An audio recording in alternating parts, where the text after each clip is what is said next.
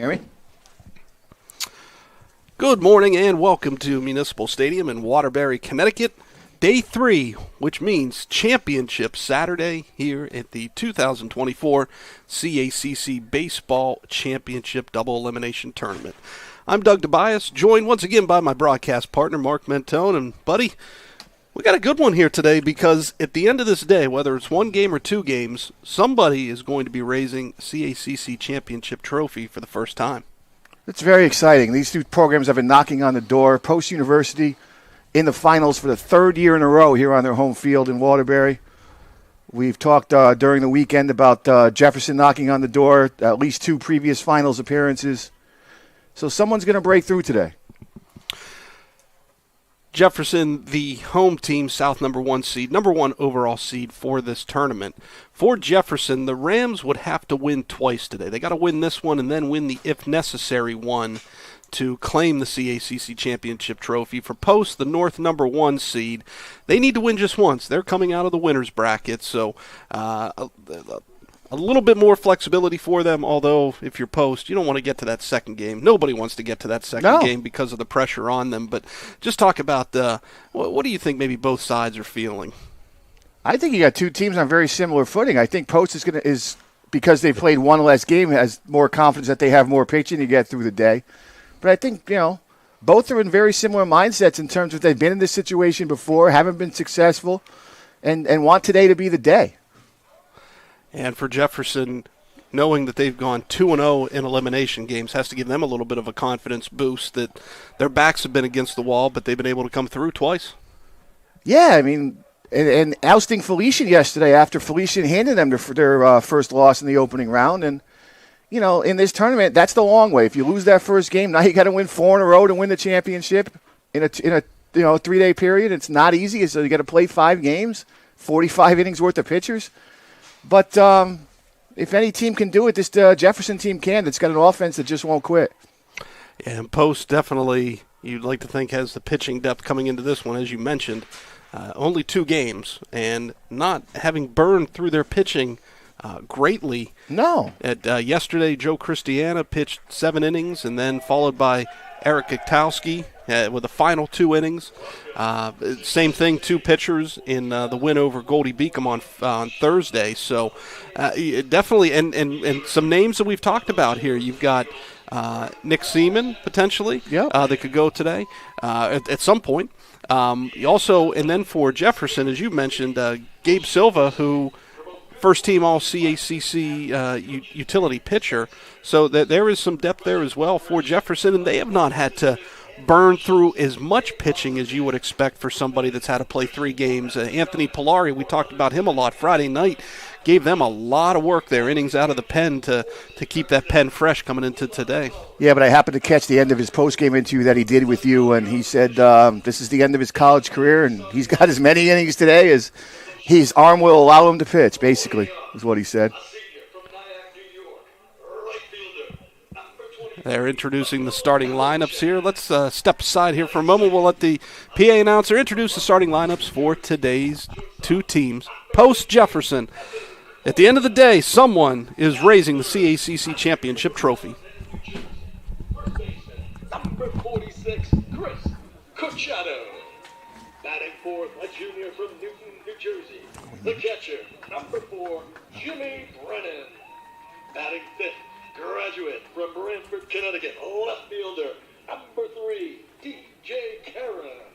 Batting sixth, senior from Naugatuck, Connecticut, designated hitter, number 58, Jalen Kelly.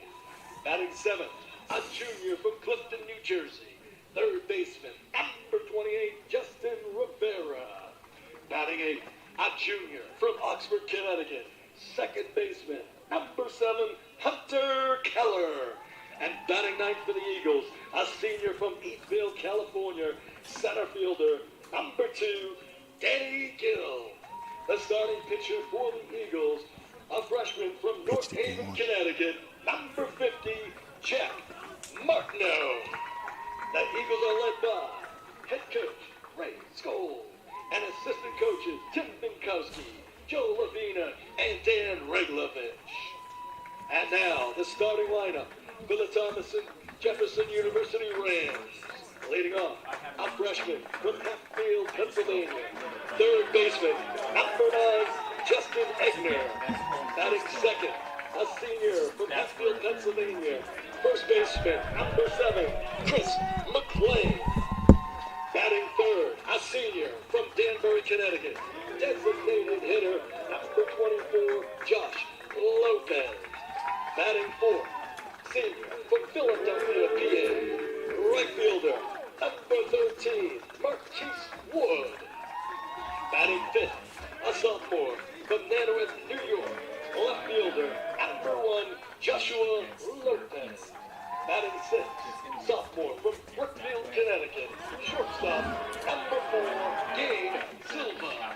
Batting seventh, a freshman from Monroe Township, New Jersey. The catcher, number 14, Lou Spadafora.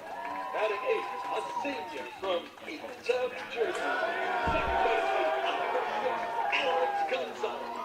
And batting ninth for the Rams, a freshman from Worcester, Pennsylvania, center fielder, number 31, Jordan Tibercio. The starting pitcher for the Rams, a junior from Cherry Hill, New Jersey, number 56, Sean Morgan. The Rams are led by head coach Pat Horvath, assisted by Abraham Alonso, Gunnar Hayes, and Noah.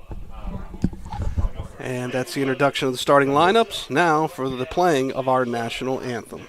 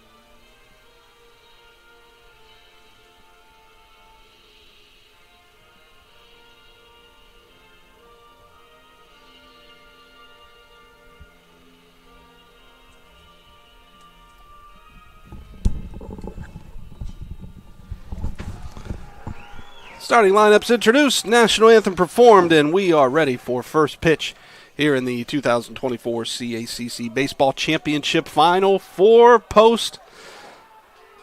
Home field, but they will be the visiting team today since Jefferson is the highest seed in this tournament, number 1 overall seed. Do you want to go over really quick how that happened? Can quickly, we'll do that, but first, just want to run down once again starting lineups for Post. Pavlicek, Cornwell, Corchado, Brennan, Karen, Kelly, Rivera, Keller, and Gill. Jack Martineau will be the starting pitcher today for Post. Jefferson lineup once again, Egner, McClain, Josh Lopez, Marquise Wood, Joshua Lopez, Silva, Spadafora, Gonzalez, Tibercio, and Morgan. And, of course, Morgan pitched in the first day here of the tournament. But, partner, I'll let you take that away for an explanation there of how Jefferson is the number 1 overall seed for this tournament. Well, I believe the first tiebreaker was their head-to-head meeting. I'm not sure what happened in that. Did Jefferson sweep Post, or did they go to the next one? It was a... That's the first tiebreaker for that situation. It was a it's head-to-head, and then if it was a split, compare the team's records against the combined record against the opposite division. This is obviously a situation that was brought up once the CACC decided to go to divisions for baseball. You'll obviously have 2 division winners, and there needs to be a method to determine the number 1 overall seed for scheduling and for in baseball and softball for batting last.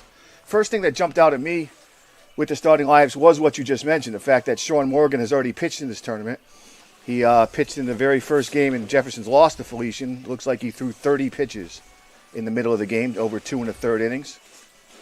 So we'll see what kind of longevity he'll have today. And the second thing that jumps out is that Josh Lopez, who suffered the injury in the second game, in Jefferson's second game on Thursday, still not behind the plate, but he's able to DH once again and bat in that third spot and be that big bat Jefferson needs. Other than that, not much variation for either team in the starting lineups from what they've been running out there all tournament long. Lou Spotafora got his first start at catcher yesterday. He's out there again today for the Rams.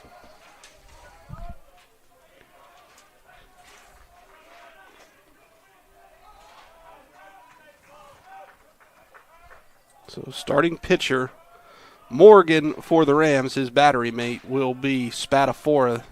Will be doing the catching today. Michael Pavlicek to lead off for Post here in the top of the first. Pavlicek this season leading the Eagles with a .358 batting average. No home runs, does have 28 RBIs, 40 runs scored. Slugging .420, has a .481 OBP.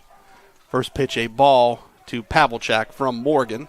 We have a sun-splashed Saturday morning here in Waterbury, Connecticut. Yes, far cry from yesterday. Sure. Overcast skies, had some rain later on in that second game of the day, but calling today for temperatures upper 50s, may crack into 60, 61 maybe, but partly cloudy skies, but no threat of rain. 1% chance they were calling for this morning, so basically we're not going to see a drop coming out of the sky today. Those temperatures still a little bit below normal for this part of the country for this time of year, but not bad for a championship atmosphere, especially with the sunshine.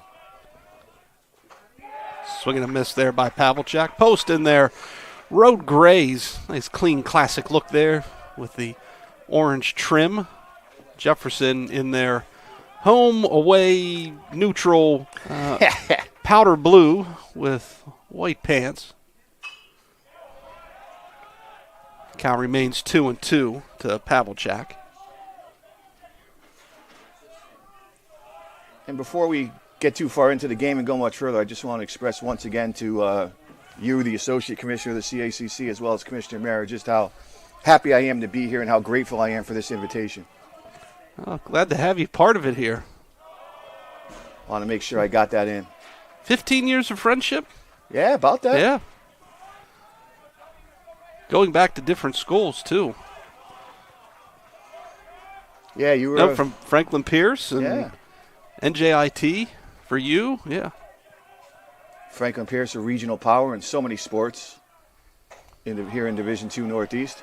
Pavlicek draws a leadoff walk. Does what he does best. Gets on base. Yeah, we mentioned that earlier in the week. Pavlicek this season has drawn that's now his 39th walk drawn. Very patient at the plate. And that'll bring the shortstop Evan Cornwell to the plate. I always find it interesting to see when the leadoff man gets on how the teams played early in the game, whether they try to bunt, run, hit and run, or just play it straight up and play for the big inning. Cornwell batting .327 this season, 1 home run, 27 RBI. Looks like, is it a softball or a crossball? Something got in the field. Well, there is youth softball here, actually maybe even high school softball. Beyond the fence here, straightaway center, there is one of 2 softball fields. There's another one behind us on the third base side. Yeah. And then past that is the football stadium where a lot of the local high schools play their high school football games. Post University plays their Division II football here. Yeah, and full disclosure, my full-time job, I actually work for the Waterbury Board of Education, so those are our schools that are using that field for football. Sean Morgan, starting pitcher today for Jefferson. 3-3 record, a 6.50 ERA, 13 appearances, 8 starts, 44 1/3 innings pitched, 53 hits given up, 39 runs allowed, only 32 earned, 41 strikeouts to 26 walks. And I think, partner, you mentioned his stat line from the first game on Thursday. What were some of those numbers that jumped out to you? Because he helped save them from burning through their pitching. Mm-hmm. And maybe the stat line wasn't all that great, but again, it bought time for the Rams. It's not. He gave up 3 runs in 2 1/3 innings on 6 hits, but only threw 30 pitches. So with a day's rest, let's see how long he can go in this game. Yeah, this becomes the classic, and as I had a coach tell me one time, you trying to win 2 on the final day after you've grinded through 2 elimination games, the phrase is all arms on deck. Just swiped out the phrase all hands on deck, all arms on deck. And there's going to be a lot of cliches out there today. The other one is that you can't win 2 games this game. You have to try to win every inning, win every individual battle. Swung on, lifted into left center. Lopez under it for the out, 1 away. So Post electing to play the offense straight up.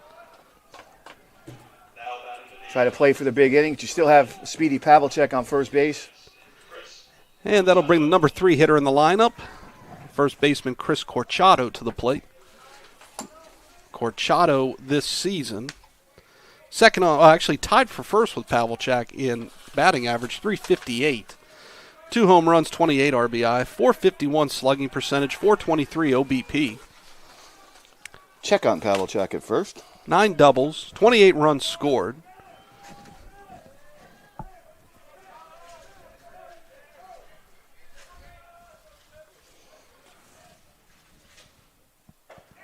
That pitch over for a called strike. Big day in Division II East Region Baseball. We've got 3 championship finals going on, not just this one. We got one in the ECC with Malloy and Dieuville. Okay. And in the Northeast 10, we've got Franklin Pierce and New Haven. Okay. That one bounced to short. Silva up with it. Can they get 2? No, safe at first. Nice job by Corchado to bust it down the line and avoid the double play that would have ended the inning.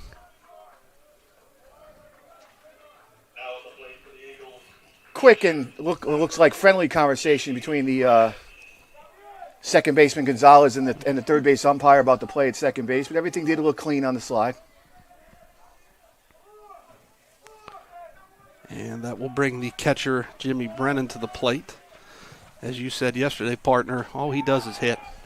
Yeah, for 3 years now. That pitch over for a strike. Morgan gets ahead 0-1. In fact, I overheard a conversation in the press box yesterday that he could make an attack on a lot of their all-time records next year.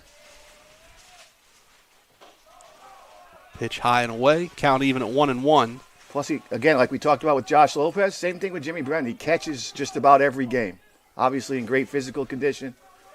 There's a mental approach to that as well, where you have to kind of fight through some soreness sometimes. Catch both ends of doubleheaders. 14, 16, 18 innings. Swung on, lifted into right center.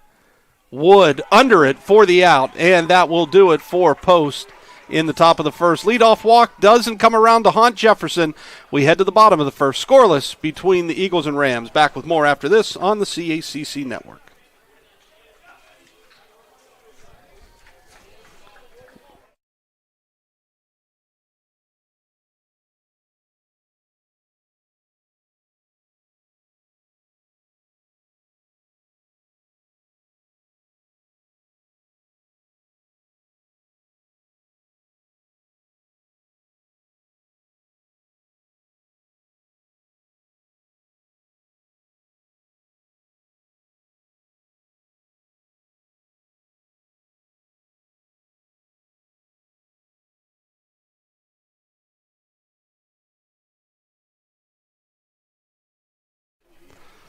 Welcome back to Municipal Stadium, Waterbury, Connecticut. Championship Saturday here in the 2024 CACC Baseball Championship.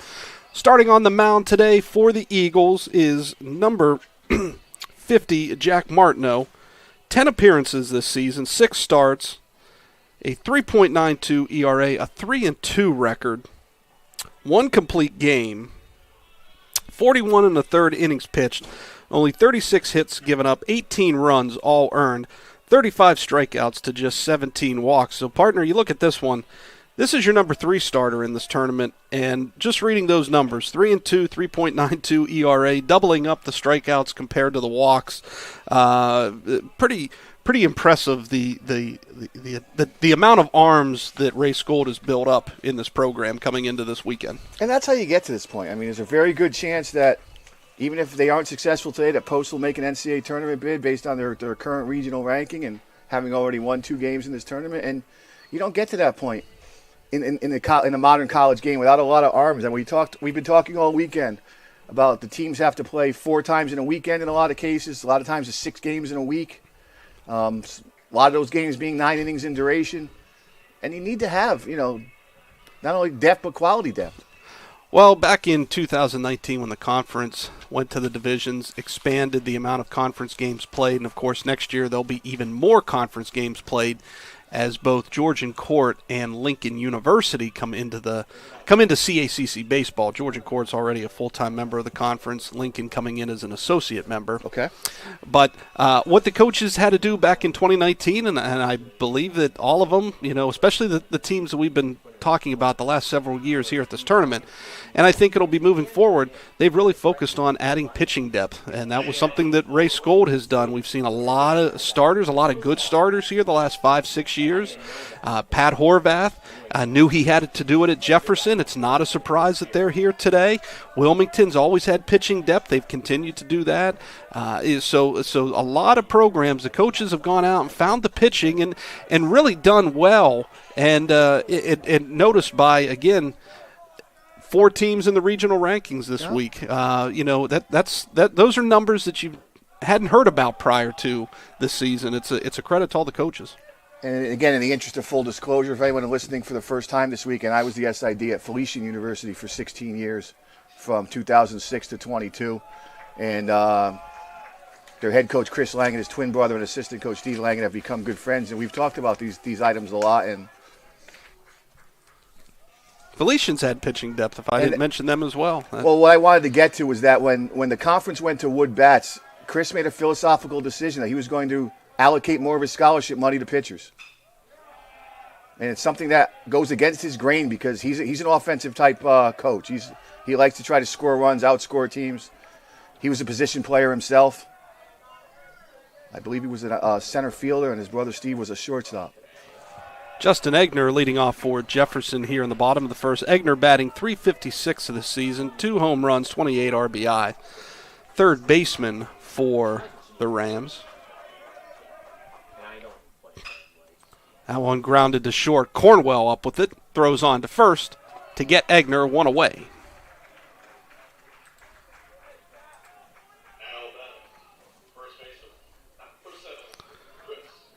That'll bring the first baseman, Chris McLean, to the plate. McLean this season right behind Egner in the standings, the team standings for batting average. Egner third on the team at .356. McLean fourth at .354. 7 home runs, 36 RBI. 53 runs scored. He had one of Jefferson's 3 home runs in that elimination game win over Goldie Beacom on Thursday night. Swing and a miss there by McLean.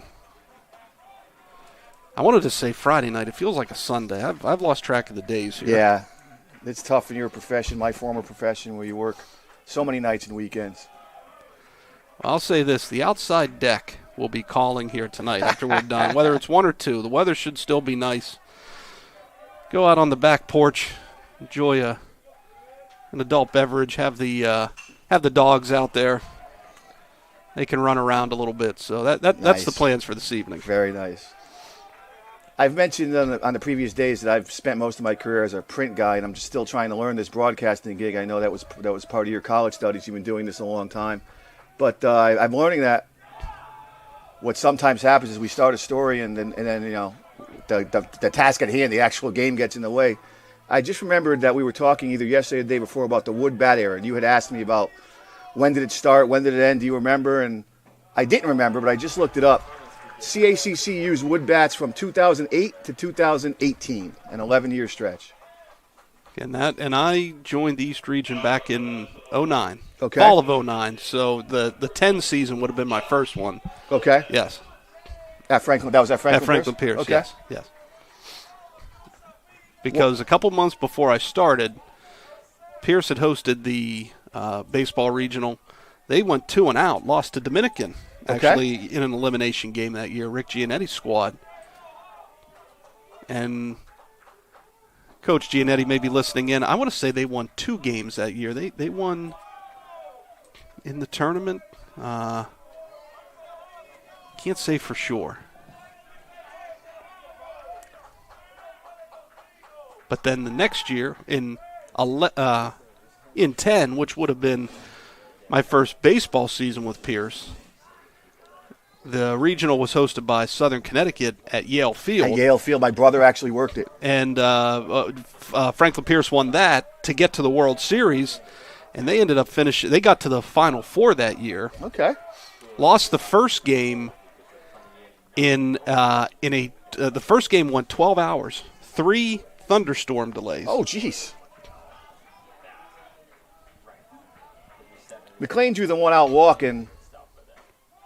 This is something I want to pay attention to all game. Josh Lopez as the DH suffered an injury, and I don't like to speculate as to injuries. It's, kind of an anti-HIPAA thing anyway, but so I don't know how exactly he got hurt, but he hasn't caught since. But it looks like he can still grip a bat enough to be the DH, and he had a big game yesterday against Felician. Swung on, lifted into center field. Gill charging in. Oh, nice sliding grab there by Gill, 2 away. McLean reading the play. He had gotten about halfway to second base and stopped and watched to see what happened. Once he saw the ball was caught, retreated back to first base. I need to correct there. I went back and looked at it. It was a 12-hour day. That was when it was only 2 games a day. Okay. 12-hour day. The Pierce game went 9.5 hours. What was the site? It was a carry. Oh, okay. Rained a lot, huh? It was the second game of the day. The first game was a quick pitcher's duel. It was like 2-1, 3-2, something like that.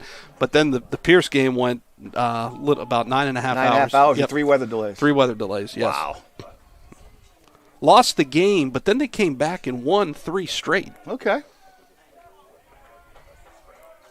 Jason. And that's the phrase where I heard all arms on deck. Right. Because if Pierce would have won that game, they would have gone into the championship day. They would have played for the national championship. They would have had to win twice.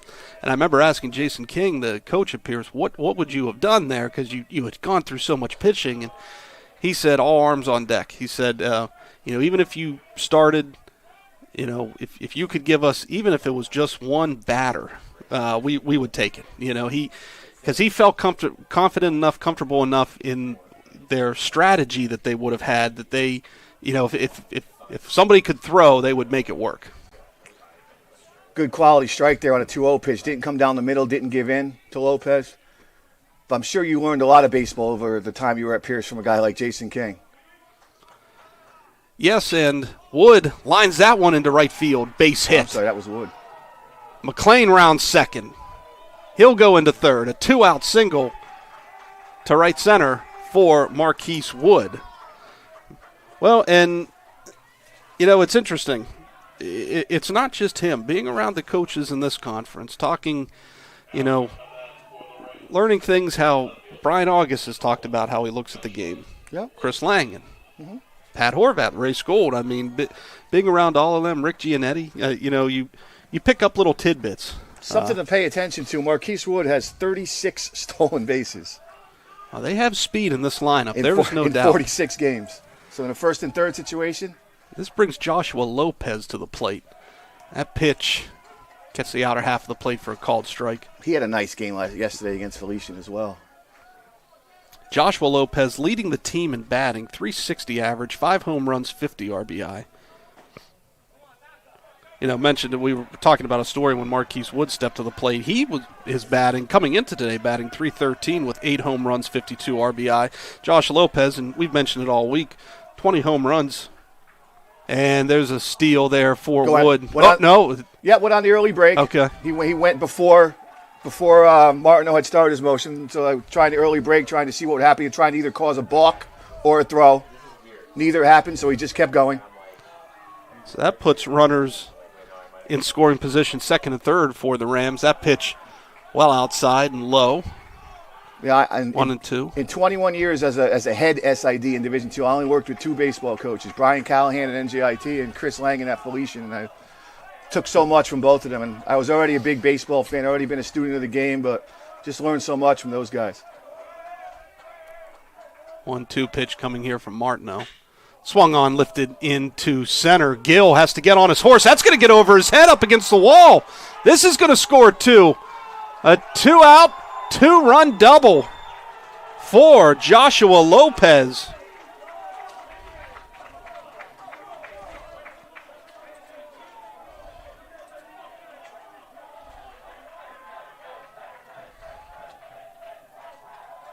Nice piece of two-out hitting there for Joshua Lopez, the team's leading hitter. And that will bring Gabe Silva to the plate. Second on the team, batting .358 this season. 2 home runs, 35 RBI, 10 doubles, 2 triples.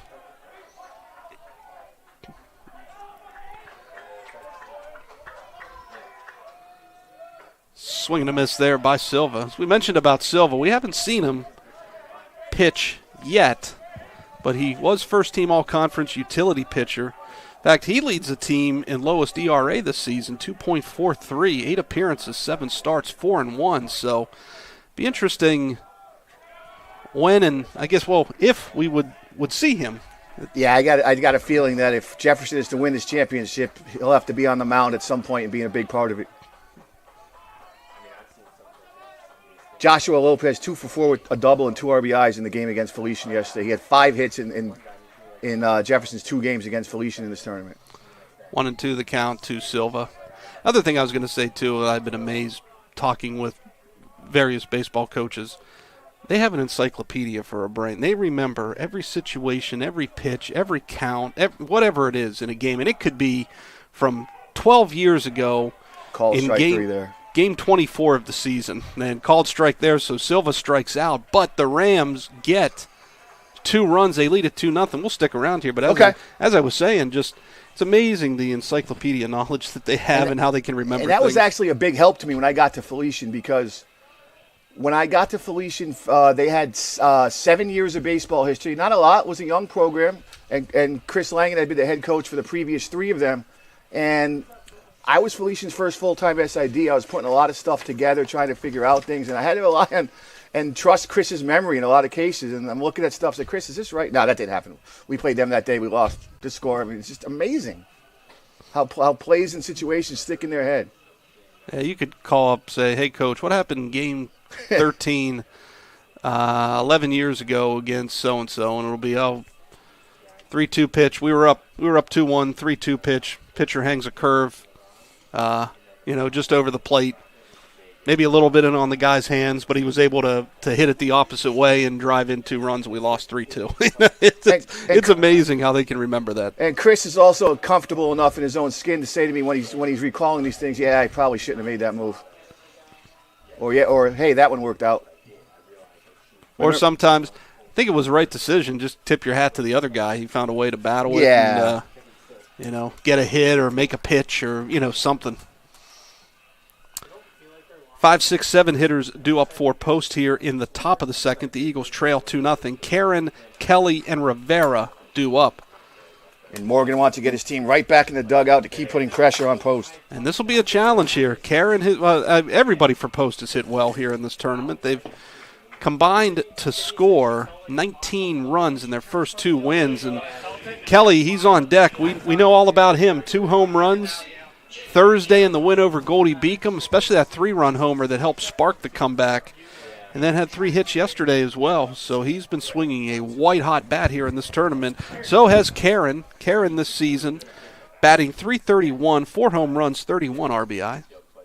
And as far as I'm concerned, has the defensive play of the tournament.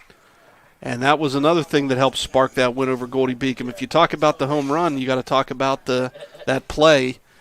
Takes a first pitch strike from Morgan. If you don't recall, early when it was 4-3 at the time, a runner, 1 out, runner at third, fly ball into the foul territory just beyond the left field line. And it was Rivera, Cornwell, and Silva throws on to first, 1 away. In the shortstop, Cornwell, third baseman Rivera, and then Karen, who's in left field, all converged on it, all laid out to try to catch it. Thankfully, nobody got run into, but Karen made the grab. Down on his knees, the player from third, the runner from third, tagged up. And that wasn't a bad call because, again, there's no momentum that's carrying Karen to home plate. But from his knees, throws a strike at home. And that helped spark that was the defensive play that helped spark them in that comeback win. Yeah, I'm actually fact-checking you as to what point of the game it was at. But Jimmy Brennan on the tag on the other end finished that play. It may not have been 4-3. I remember at a time they were either. Here's how big a play it was. The score was 8-8 in the top of the ninth inning. Did it happen in the ninth inning? Yes. And then Danny Gill hit the walk-off hit in the bottom of the inning. Then what was the defensive play that happened when it was like 4-3 or something? Because I'll look that up for you as well. You're doing the hard job. That was the ninth. It was the ninth inning, man. And it was 8-8. Okay, but then but then was there another play? Maybe Cornwell made something. Did he range into the hole? There was one where he ranged into the hole and made the throw. Trying to check that out for you. Did it maybe happen when Goldie scored their 4 runs to go up 4-0? 3-1 the count to Kelly. There's a ground ball double play in the 6th. Maybe that's it. Maybe that's what I'm thinking of. Kelly draws a 1-out walk. Yeah, that play happened in the 9th inning of an 8-8 game. Would have been the go-ahead run for the Lightning. That double play, was that was Cornwell? No, it started at second base. But he had to throw over to first. Yeah. Yes. Is that what I'm thinking? What was the score then? If that was the 6th inning, was that 6th? Yeah. Was that 8-6 at the time? Let's see. Because 5, 4, 6. It was. Yeah. Okay, yeah. Because then Post scores 1 run each in the 7th, 8th, 9th innings. Yep, that is correct. Okay. Remember, he's coming back. That was the play when they were trailing. That's one. I thought that was the play there that happened. Sorry, so that happened in the 9th inning. You don't need the ginkgo biloba just yet. Soon enough I will be. 2-0 the count now to Rivera. Yeah, after a quick out. Runner on base and falling behind here now, 3-0. Rivera batting .288 this season. 1 home run, 37 RBI, 14 runs scored, 45 hits, 11 doubles though. One thing I did notice is that Jalen Kelly was batting 7th in the post-first game of this tournament when he hit the 2 home runs. He's been batting 6th ever since. Just flip-flopped with Rivera.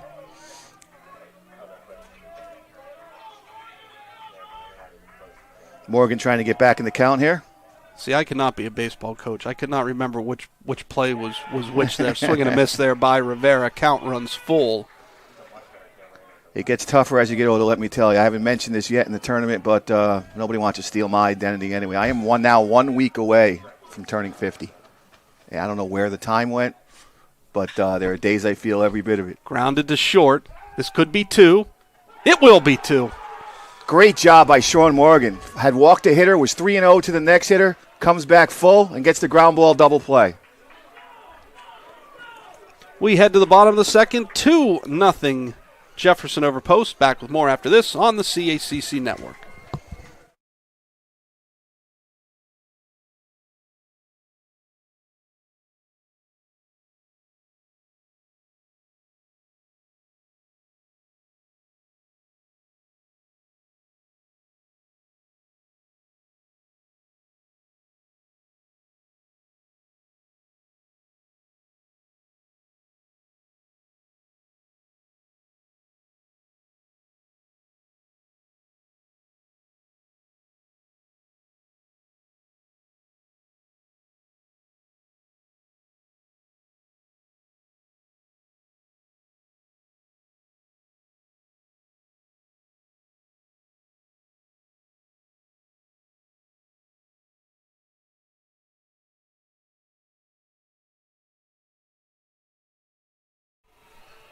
We head to the bottom of the second.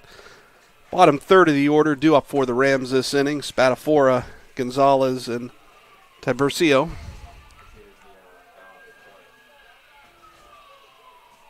Two nothing Jefferson. Rams getting a pair of runs off a 2-run double from Joshua Lopez, the number 5 hitter in this lineup. That was back in the bottom of the first. Post has gotten a runner aboard in both the first and second innings, however, just not able to do anything with it. 6-4-3 double play that Rivera hit into to end the top half of this inning. First pitch to Spatafora, a strike. Partner, you were mentioning a week away from 50. Yeah, the big 5-0. Where's the birthday dinner? Where are we taking you at this year? Actually, we were just talking about that last night with my mother and brother, looking at maybe Lenny and Joe's Fishtails in Westbrook. Oh, yes. That's a possibility. That's a good place. Yep. Because actually, we may could just combine it with Mother's Day because it's been tough to coordinate my mother, brother, and my schedule this weekend. So we may just relax tomorrow and combine it all into one next weekend. 2-1 the count. I'm sure this is a riveting conversation to the fans listening in. Well, we could start talking about some restaurants in this area. Well, let's talk. We may help tourism in this area. Well, let's talk about the one that provided the press box food today. Oh, Jesse Camille's. Boy, that French toast. Oh, you don't even need the syrup. I didn't sample it. I went bacon and eggs, but okay. Count even at 2-2 on Spadafora. He is the third catcher that Jefferson has used this weekend. As my partner mentioned earlier, started off with Josh Lopez, and then this one bounced to third. Rivera up with it, throws a nice strike across the diamond there to get Spadafora, but they started with Josh Lopez, then the hand injury Thursday night, and Santiago finished the game. He started that game against Goldie as a DH and then went to catcher, and then Spadafora started and played the entire game yesterday for the Rams in that win over Felician. It created a fascinating situation in that game because as the ball's lined to center. Right at Gill there. I was trying to figure out who was in center. I should know by now. They've ran out the same lineup 3 games. Danny Gill. Yep. Who had the walk-off hit in the first game, correct? Yes. Yes. Okay. Diego Santiago was the catcher that they used. Yeah, where I was going Friday with that was or Thursday night, whatever night it was. Where I was going with that was it created an interesting situation because in college baseball, when you put the DH into the field, you lose the position of DH, and now your pitcher is in the lineup. And Anthony Polari had just come in the game at the same time. And as he told you in his post-game interview, he had not handled a bat since a fall college season at another school 5 years ago. But he finished the game, pitched, I believe, 4 2/3 innings. In that process, he had to bat twice. Tiburcio at the plate, batting .230 this season, 1 home run, 10 RBI. 24 runs scored. He can get on. He's 10 for 12 in stolen bases this year, so maybe he has not taken too many attempts. Won't reach, though. I've been impressed with his outfield play. Unfortunately, swung and missed there. And a quick 3-up, 3-down there for Martineau, and that's a big shot, a shot in the arm there for the post hurler after giving up 2 runs inning. First Absolutely. inning. Yes, see if that gets him into a rhythm here. We head to the top of the third. 2-0 Jefferson leads it over Post. The 8-9 hitters due up for the Eagles in the third. Back with more after this on the CACC Network.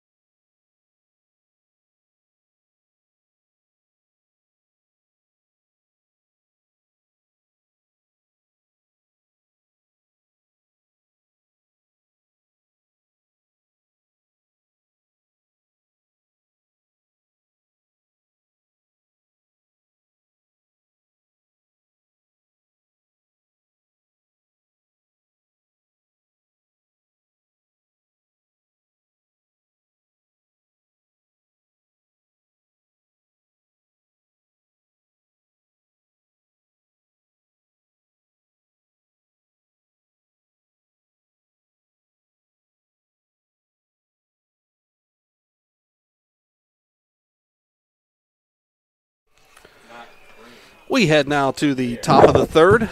2-0 Jefferson leads it over Post in the CACC Baseball Championship Final. Jefferson needs to win this one to force the if necessary game. They need to win twice today if they're going to raise the CACC Championship trophy and banner. Post, they need to win just one, so if they win this one, it's all over. If they lose it, still got a chance in that if necessary game. So, but I'm sure if you're Ray School and the Eagles, you want to get this one here because you don't want to lose, give your opponent some momentum, give them some belief, and That's the word. fight some of the nerves on your own end here. So this is a big game, a big opportunity. That's the word, a reason to believe. And, Doug, I want to get all the storylines that don't have to do directly with this game out of the way early so that at the end we can focus on a team winning their first CACC baseball championship. But another press box conversation I heard yesterday was that it's a source of pride for the conference to have so many teams doing well and reaching and doing well in NCAA play. And I'm looking at your excellent website and your scoreboard, and Wilmington University, whose SID is my good friend Dan Lauletta, has 2 teams competing in NCAA action today. Golf and softball. No, I guess there's 3 because they have 2 individuals in golf. They do have 2, yes, 2 individuals. Their women's tennis team is in the NCAA round of 32 today. That's right. That begins, yes. So I guess technically they have 3.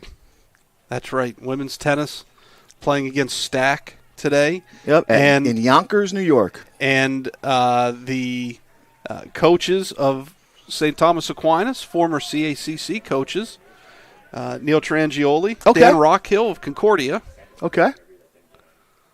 So after Concordia, unfortunately, closed its doors, those 2 gentlemen were able to find a spot there at St. Thomas Aquinas. They've done a nice job, but have brought them into NCAA, a consistent NCAA team. That's one lifted into foul territory, going to drop. Gonzalez nor McLean able to get over there in time. They would have had to make a nice catch anyway over the shoulder. And is it correct that there's 5 CAC teams represented in that golf regional this weekend? Yeah, and right now, last we looked, it's Post and Goldie Beacom are within, I believe, 3 or 4 strokes of finishing top 5 and qualifying for the national. That was going to be my next question because I've been out of it now for a while. How many teams go to nationals out of that regional? It's 4 super regional tournaments. I think top 5. Super regional next? Okay. Yeah. Well, no. They do it combined. So okay, that's right. This is the East Atlantic super regional. That's correct. Swung on there by Keller. Tiburcio there with a nice We've been talking about running him grab all weekend. And look at that range. He crossed over with his left fielder, made the catch. And just a freshman. The Rams' 9-hitter this year. And that was a nice piece of hitting there by Keller. He put it in a good spot. If Tiburcio doesn't have that closing speed, Keller has a leadoff hit there. And here's the game's other center fielder, Danny Gill, who's had a nice tournament from the 9 spot. Yes, the play in center between these 2 gentlemen have been it's been spectacular. It's been fun to watch, and we're lined up with it. I'm sure if you've been watching all weekend, we've actually sounded very surprised when a ball's gotten over their head or just beyond their reach because both of these 2 men can cover a lot of ground out there in a spacious center field. 1-0 pitch to Gill. He rips that one to his counterpart in center. On cue. Tiburcio under it for the out. 2 away. So back-to-back F8s if you're scoring at home. Flips the post order back to Michael Pavlicek in the leadoff spot. Pavlicek drew a leadoff walk back in the top of the first inning. He's the right fielder. Was thrown out at second on a 6-4 force out as Corchado reached on a fielder's choice. Pavlicek, all conference. Has a pretty good glove there in right field. He can cover a lot of ground with his speed. Nice bounce back so far from his relief appearance just 2 days ago for Sean Morgan. But you had mentioned that on Thursday that prior to this tournament, Jefferson had not played for 10 days, correct? And you said Pat Horvath was absolutely fine with that. Yeah, get through finals, get through whatever you needed to do. Finish up the semester strong academically, and give the guys a rest. You've said it. You cram a lot of games into a short amount of time. And, we had some teams in the conference that did play non-conference games after the conference schedule was over. Post and Felician among them. Post and Felician. Holy Family did as well. Pavlicek going to beat that one down the line. That did take a high hop at the last second. Not much Silva. I'm sorry, Doug. Not much Silva could do. Yeah, no, not much there. You saw him flash the arm, though. Yes, you did. He got it over there. Pavlicek didn't beat it out by a lot, but nice Nice play all the way around there. But, yeah, Holy Family played and Pavlicek. CSI. I'm sorry, Doug. Pavlicek already on base twice today. He's a machine. Yes. Well, that's what you want out of your leadoff hitter. Yeah, Holy Family played CSI on a Saturday. Yeah, and won the game. I think they split a doubleheader, actually. Was it okay? Okay. But those are two up-and-coming programs that, Staten Island recently joined Division II, and Holy Family was a first-year baseball program. Why not? Well, and they're led by Kyle Davis, former sciences coach, who did I thought, a spectacular job at sciences. That with the tough academic curriculum that they have, you just can't bring in anybody. Right. And, did they win a lot of games at sciences when he was there? Compared to other teams, no. But by sciences standards, was it pretty good? Yes, it was. And they were a tough out. A lot of coaches would say we did not want to play them. And I'm old. They knew you had a battle for 27 outs. And I'm old enough to remember and been around the conference long enough to remember that Kyle Davis is also one of U Science's best players ever. Swing and a miss there by Cornwell. Big part of that school's program. Yeah, but when Holy Family mentioned that they were going to hire him, I remember telling the athletic director, Tim Hamill, I said, you just got yourself a home run hire, to use a baseball phrase. And he recruited like crazy. Oh, nice! Climb of the ladder there by McLean at first. Morgan shows the appreciation right away. Cornwell struck that one well, however. Just a nice play there by McLean. So we have played 3. It's 2-0 Jefferson. We head to the top of the 4th. Back with more after this on the CACC Network.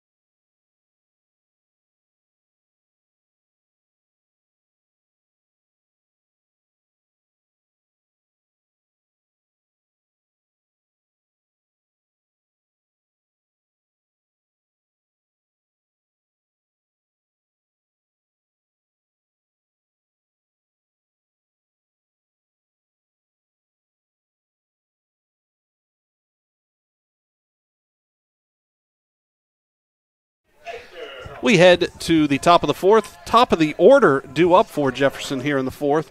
Leading off the third baseman, Egner. Grounded out to short back in the first inning. We talked about how potent the Jefferson offense can be and has been. Team batting average of .335, well ahead, leading the CACC. They also come into the game with 56 home runs and a .541 team slugging percentage. 20 of those home runs by Josh Lopez, as we mentioned, one short of the CACC NCAA era record. That one grounded to short. Cornwell up with it. Oh! Just gets away from Corchado's glove, just kind of snuck under there. So the leadoff batter aboard for Jefferson here in the 4th. Or excuse me, in the 3rd. Did I say? I said I'm used to Post being the home team because this is their home field. Right. So I think I said top of the 4th. I meant to say bottom of the 3rd. You did say after 3 innings on our way out. I did. Okay. See. That's life. Maybe we do need that ginkgo biloba. Give it to me now, please. I'm so used to looking at Post just saying the bottom half of the frame form. Bottom of the 3rd, leadoff batter aboard. Error given to the first baseman there on that previous play. Unfortunately, but yes, that's the right call, though. Okay. It was a nice throw over by Cornwell, and Corchado did a nice job stretching out to get that. And I think if he would have gotten it, Egner would have been out. But ball just kind of tailed at the last second a little bit, slipped under the glove.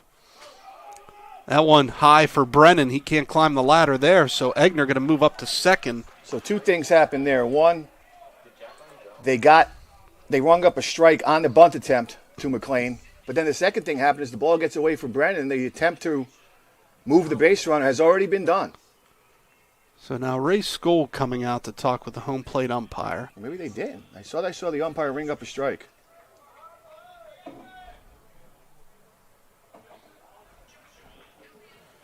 Requested a conversation with the umpires. I thought I saw him point at the bat and ring up a strike. And that's if not, that's what Ray Skoll should be asking, because it looked like the batter bunted at the ball.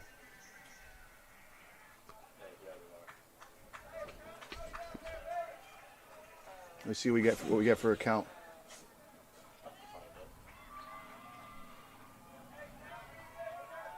Oh, and 1. Yes. So strike hit. Yes, and that's the right call. He bunted through the ball. He did not pull the bat back.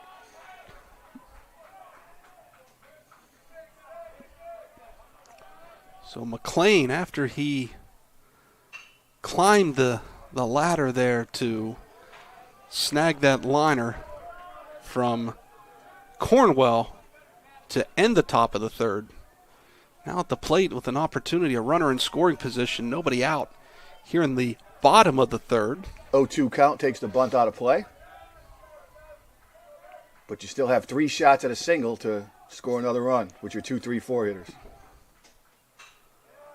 Lifted foul over the grandstand. McLean this season, 7 home runs, hit his 7th of the season Thursday night in that elimination game win over Goldie Beacom. One of 3 Rams to homer in that game, including Josh Lopez and Marquise Wood. Throw back to second. Egner back in time. Second baseman Keller trying to come in the back door. I've tried to say some things to our audience, from trying to keep in mind there may be some people that are new to baseball. So if I say things that a seasoned baseball fan would take for granted, I apologize. But it's all right. Trying to make it an educational broadcast here. One of the reasons we talk about 2 strikes, the bunt's off, is because if you do bunt foul with 2 strikes, you are out, and that's to prevent a batter from just fighting off pitches via the bunt for like a half hour. 1-2 the count to McLean. You got a guy that controls the bat. Well, he could be up there all day if he didn't have that rule. Next thing you know, you got a 6-hour ball game. Yeah. Swung on, lifted into left field. Over Karen's head, up against the wall. This is going to bring a run home. An RBI double for McLean, and it's now 3-0 Jefferson.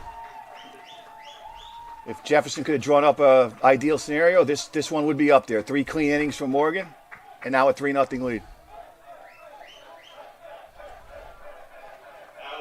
So the Rams here early on, as you mentioned, some nice pitching by Morgan. Some timely hitting here by the Rams, showing you why they won the South this year and the number 1 overall seed for this tournament. And that will bring the designated hitter, Josh Lopez, to the plate. Flew out to center back in the first inning. First pitch, a strike from Martineau. What are you seeing from Martineau here so far? Had a nice 1-2-3 second. We're going to check to see if he could build off that a little bit. Strikes he's throwing aren't quality strikes. They're very hittable. Victimized a little bit by the error in the. Well, that certainly didn't help. Did not help. That allowed Egner to reach. And we've talked about this potent offense. Now you're giving them extra outs.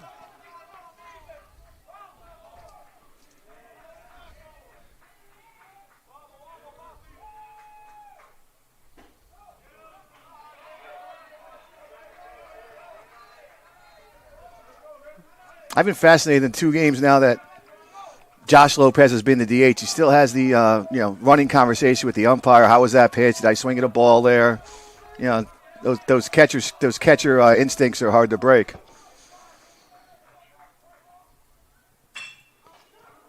Line right back to Martineau. Going to throw on to first. First out of the inning recorded. Couple of things happened there. Great job by Martineau fielding his position. Good job by Lopez fighting off a pitch that probably would have been called strike 3. And then good recognition by McLean to see that the ball is fielded cleanly, and break back to second base so that the Rams don't lose their lead runner. And also a good job by Martineau checking to make sure that was the case before he threw Lopez out at first base. Well, you mentioned about Lopez still having the conversations with the home plate umpire. You can see that he's very, tactful on how he does it as well. And I think there's, as long as you're not belligerent about it, and, these umpires know that he's a catcher, and, I think the courtesy is returned there. And you talked about it earlier, but back on the first day of the broadcast, the catcher, the umpire, they're back there the entire time. They really have to protect each other. Well, the other part of that is, maybe I'm being overly optimistic, which is normally not my thing, but Josh Lopez is a senior, correct? He is a... I just had the roster right in front. Here, I thought the catcher was a senior and the left fielder was a sophomore? Yes, he's a senior, yes. From right down the road in Danbury, Connecticut. Really? And Joshua Lopez is from Nanuet, New York. Okay. Yes. So he's probably somewhere between 21 and 23 years old, and you hope by that point in your life, never mind your baseball career, that you develop some people skills and some ability to deal with older individuals. Now the connection is, and I think we get a better explanation from somebody else.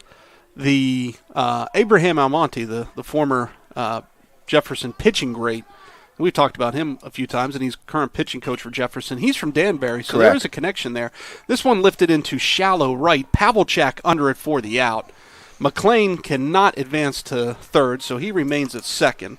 So F9 if you're scoring at home, 2 away here in the bottom of the third. And this will now bring Joshua Lopez to the plate, the sophomore from Nanuet, New York. McLean with the RBI double, hasn't moved. 2 are out. Joshua Lopez having a pretty good tournament. Definitely wore out Felician in 2 games against them. And had the 2-run double back in the first inning to get the scoring started for the Rams. And this young man's only a sophomore? So only a sophomore. All conference this year. Both Lopez's, Josh and Joshua, all conference. First pitch of ball to Lopez.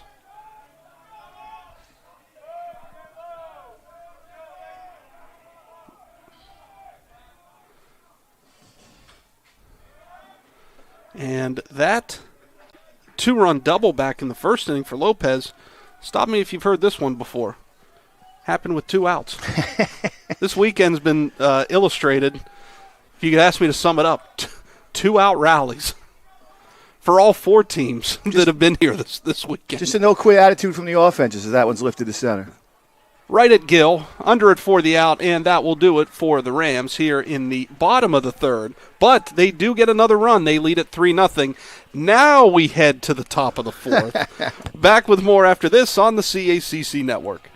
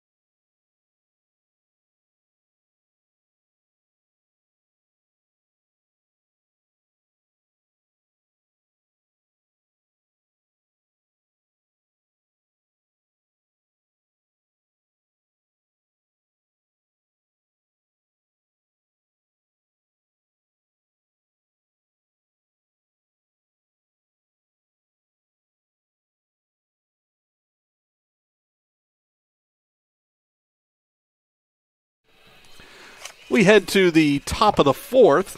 Jefferson leads at 3-0 over Post. Heart of the order due up here.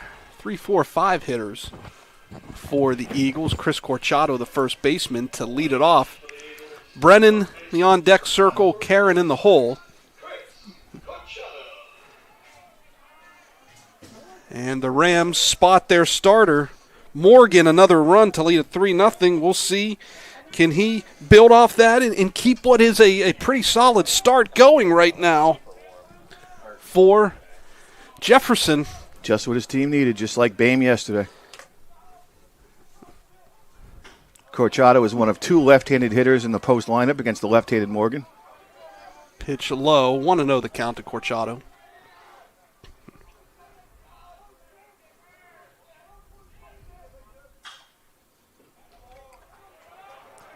Fouled off, count 1-1. The Rams, by contrast, sport an entirely right-handed hitting starting 9. Now, I will say this, and this is not meant to jinx anything, and I think the law of averages always finds a way to play out.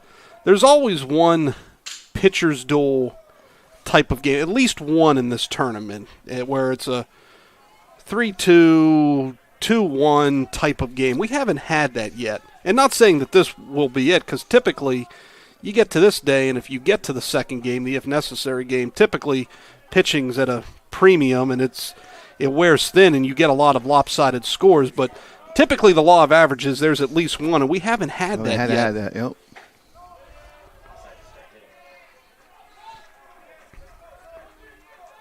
But, I mean, right now, Morgan starting off well, and Martineau has not let the game get out of control. No, the last run shouldn't have scored, shouldn't have been on base. That one ripped into right center. That's going to get into the gap, up against the wall. This is going to be a leadoff double for Corchado. So just what the doctor ordered there for Post. A double to the wall in right center for the first baseman. And that will bring the slugging catcher, Jimmy Brennan, to the plate. As you so perfectly described it yesterday, partner, all he does is hit. For 3 years now.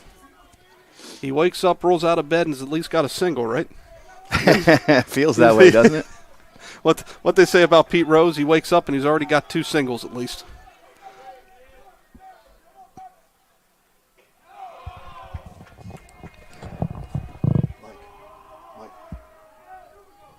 Mike, he's in the 170s for hits, Brennan? Who? Brennan, I think, coming into the tournament was 177. Yeah. So he's over 180, or at 180. So 1-0 count to Brennan. Swung on, lifted into left field. That's deep. That is deep. But it's foul. And foul. I had to lean back there to look out kind of one of the other windows here in the press box. That's how far he hit it, yeah. I was like, is it fair? Is it foul? And I'm like, okay, I'm not hearing any cheering yet. So this guy. Just a long strike. 1-1 the count. But it shows you the power that he's got in the bat. Plus, I was just checking in with Post first-year SID Michael Vesey, and he's indicated that Jimmy Brennan in 3 seasons has about 180 base hits. 200 is usually the magic number for a college career. That's dropped into left field, up against the line for a hit. This is going to score a run. Whatever it was, add one. RBI double for Jimmy Brennan. It's 3-1.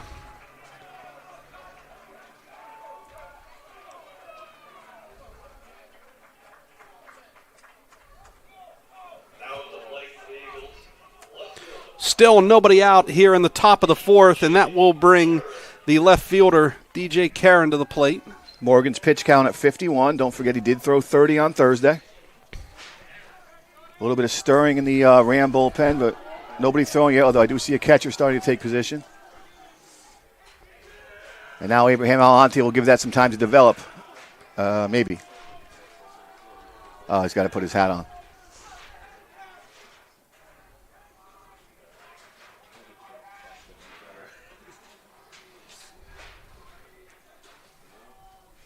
You mentioned earlier Abraham Almonte story, another Danbury, Connecticut native.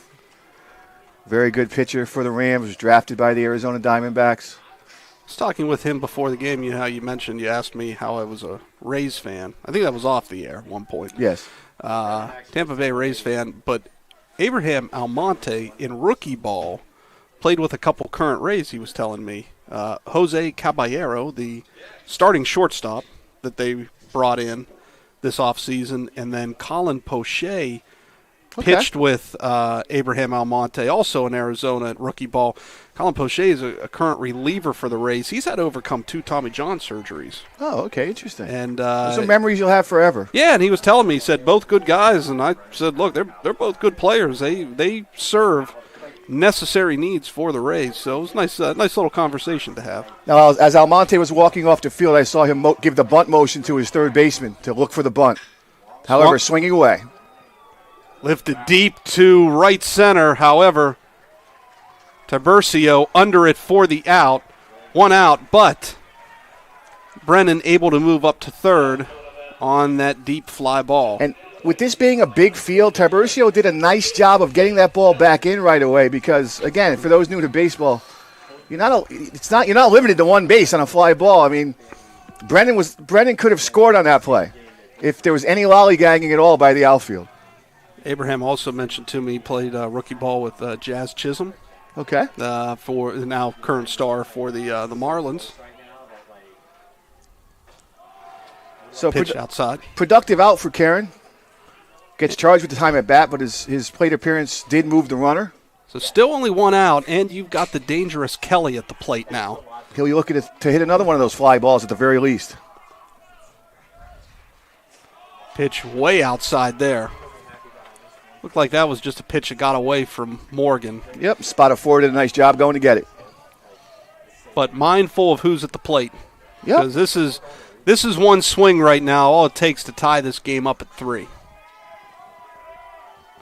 And you got some juice now coming from the post dugout.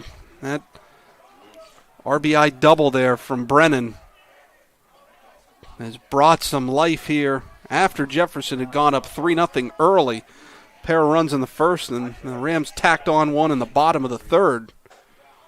But here come the Eagles. That pitch over for a strike. 3-1 the count now to Kelly. We've seen Morgan already come back from falling behind in the count a few times.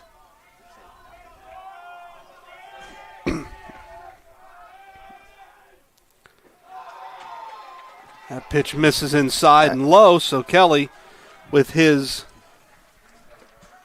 second walk of the afternoon. Actually morning. We're still morning/afternoon. We just crept in the afternoon, and that's not a pitch around. I mean, despite what you just said about Kelly's accomplishments in this tournament, you don't want more base runners if you're the Rams. No. Not this early in the game and with a lead. No, and that one looked like it was just a pitch that got away from Morgan on that one that, as you said correctly, Spatafora really had to go up to get. And Almonte's coming out again in second trip in the inning. He's got to take up the pitcher with him. So we talked about how Morgan had thrown 30 pitches on Thursday. He's got 57 today. Well, outside of this inning, Morgan gave you 3 outstanding innings. Ran into some trouble here in the fourth, but gave you what you would hope for as you try to piece it together to try to win 2 games today. And that's what you're trying to do. I think if you talk to Pat Hoyer, if Jefferson should happen to win and you get to talk to Pat Hoyer between games, he might say that he's happy with that performance. Yeah, you want to be greedy, maybe hoping to get 5 out of him. But you got 3 in the third. And is this Bobadilla on the mound? This is Bobadilla, who started in the elimination game Thursday night against Goldie Beacom. Partner, can you call up the box score there? Yeah.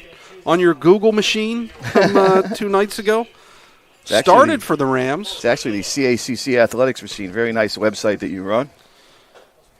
Soon a new CACCathletics.org coming through here. July 1 through Sidearm. So looking forward to it.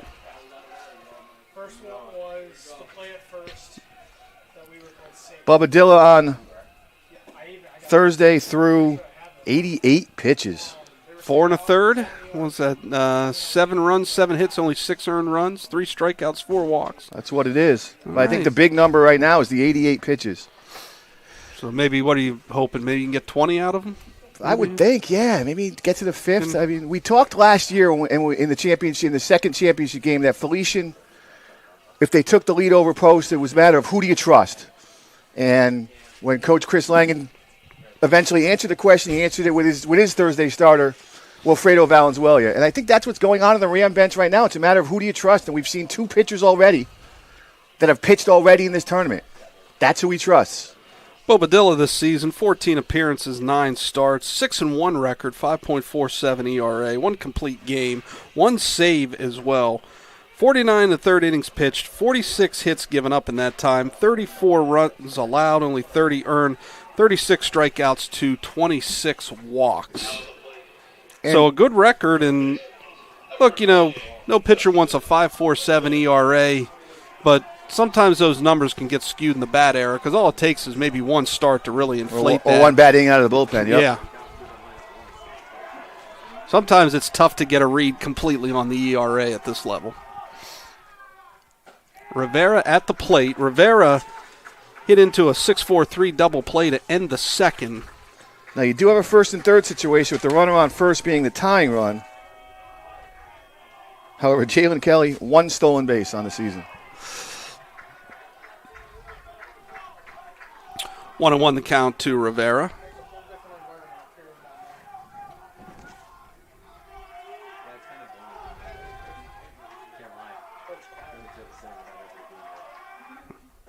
Pitch low, 2-1. So here's a question for you. Uh-huh. If you're Jefferson and Kelly's not someone that's going to steal a base, you telling Bobadilla to just focus on coming home? Well, you and can't let him cheat too far. Well, and I was going to say, and if that's the case, could Kelly use that as an opportunity to maybe try something? I'm not saying it's going to happen. Doesn't have to worry about it now. That one through the left side for a base hit. RBI single for Rivera. Kelly up to second, and now the Eagles within a run.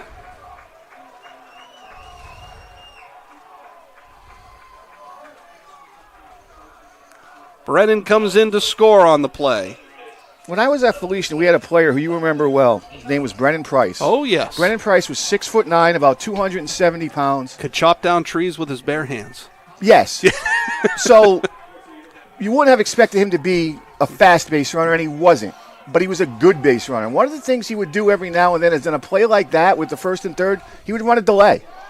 And he would get to second base that way, as the catcher was throwing the ball back to the pitcher. Mm-hmm. Just a smart base runner, even if he wasn't the fastest guy on the planet. Well, that's what I was asking.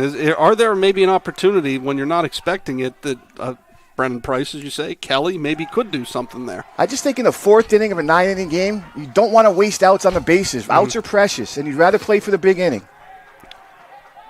Keller at the plate. Quickly falls behind 0-2 to Bobadilla. Nice job there by Spatafore to block that, keep it in front of him. Absolutely. Rivera and Kelly remain at first and second, respectively. Looks like there's more action in the Jefferson bullpen. Unfortunately, there's a fence blocking us from seeing who it might be. I think the hope is here, if Bobadilla can get you out of this inning. That might be enough. And keep it 3-2, then he's done what you've asked of him. Oh, okay, nice job there by Spatafora.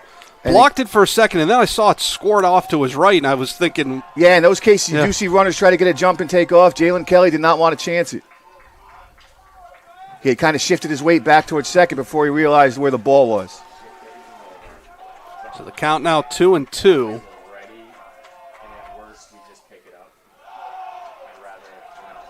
Once again, nice job by Spatafore just to block that one. Yep, another ball breaking hard and down, but Spatafore's going to have to get used to it because that's Bobadilla's repertoire. Yeah, Lopez had to do that a lot Thursday night, catching Bobadilla. Grounded back through to cut off there. And everybody's safe. Looked like it may get through the middle, but a nice job by Gonzalez, the second baseman, to at the last second cut that off and tried to come up throwing to first. Could not, as Keller did a nice job getting up the line there to first. So bases full of Eagles, still only 1 out here in the 4th. And a nice job by Keller fighting off that 3-2 pitch. Getting just enough bat in the ball to push it up the middle. But as you mentioned, equally nice play by Gonzalez, saving the run, at least for now. Now, baseball bench jockeying a lot of times becomes a game of PR, and we know the PR game well. And if you're on the Ram bench, you're saying, hey, 1 pitch away, meaning you can get a ground ball double play and get out of this inning. And conversely, if you're on the post bench, you're looking for a big inning right now. One big hit to take the lead. And if anything, you're also saying, hey, we don't need a base hit right now. We could still get the tying run. Without a hit. Just with a productive at-bat here. A long fly ball. No pop-up on the infield, no strikeout. Let's see this one could be. Drops in. Base hit. We are tied at 3. Kelly comes in to score on the bloop single from Gill. Good read by the 3 base runners, making sure they recognized the ball was going to be down and got to the next base to avoid any kind of weird force play. So bases remain loaded, 4 post here in the 4th. Still only 1 out, and we flip the sheet back to the top of the order. And Michael Pavlicek, the right fielder, 1 for 1 today, walked in the 1st and then singled back in the 3rd. Fouled off, and again, you say that baseball PR 10, what was it, 101 you said? PR 101? Yeah. It's kind of those, there again, you could get the big inning, and you can definitely believe, but still, again, this is a great position to be in. Just as long as you get a productive at-bat, now you get a chance to take the lead. Pitch inside there to Pavlicek. And again, I'm only looking at stat sheets. I don't know personnel. I don't know if there's issue with his arm or he wouldn't be playing shortstop if there was. But without that knowledge, I've just got to at least say that if you're Pat Horvath, you cannot exit this tournament without Gabe Silva pitching. Outside, count now 2-1. And if he's going to pitch in this game, it means you're going to have to lose the DH again because he's a starting shortstop. So it's one of those, can you piecemeal it together, this game? Yeah, I'm sure they would love to win this game and start him into game 2, but you got to get there. With some trusted arms. They've been used, but can you find some way to then have a really good starter come into the if necessary? Could this be 2? Speaking of Silva. It will be 2. Boy, that's a big 6-4-3 double play turn there. So yet again, the Rams able to escape an inning with a 6-4-3. They keep it tied, but post plates 3 in the 4th. We're tied 3-3. We head to the bottom of the 4th. Back with more after this on the CACC Network.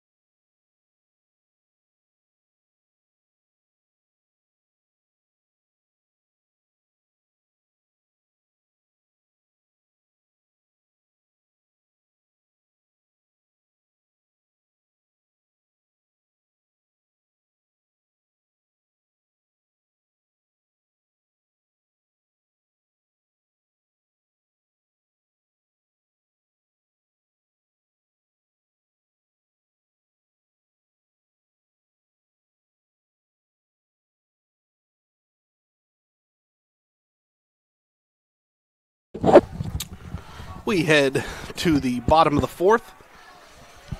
See, that last inning's now got me spooked. But I'm making sure I'm calling the right inning because I'm still used to post. Right, being the home team on this field, and they're not today. Field, yes. Yeah, we're in the bottom of the 4th, and let's get through this pitch. So Silva, who just helped initiate a 6-4-3 double play to end the inning in the top half of the 4th.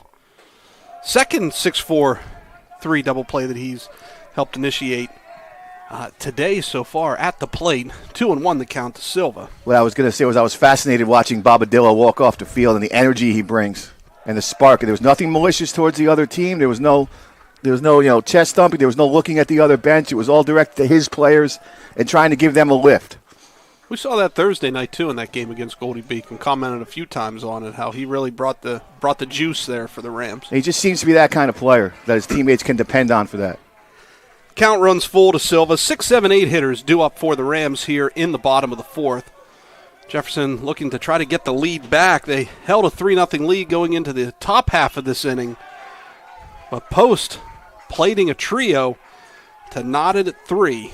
Another key point here is that Silva leading off the inning. I have no idea if Platt Horvath was even thinking this way or planning on this, but because Silva's leading off this inning, he can't warm up in the bullpen. That one lifted into right field. However, Pavlicek catches it just before it goes foul. 1 away. That's kind of the ups and downs of the two-way player. And that'll bring the catcher Luke Spadafora to the plate.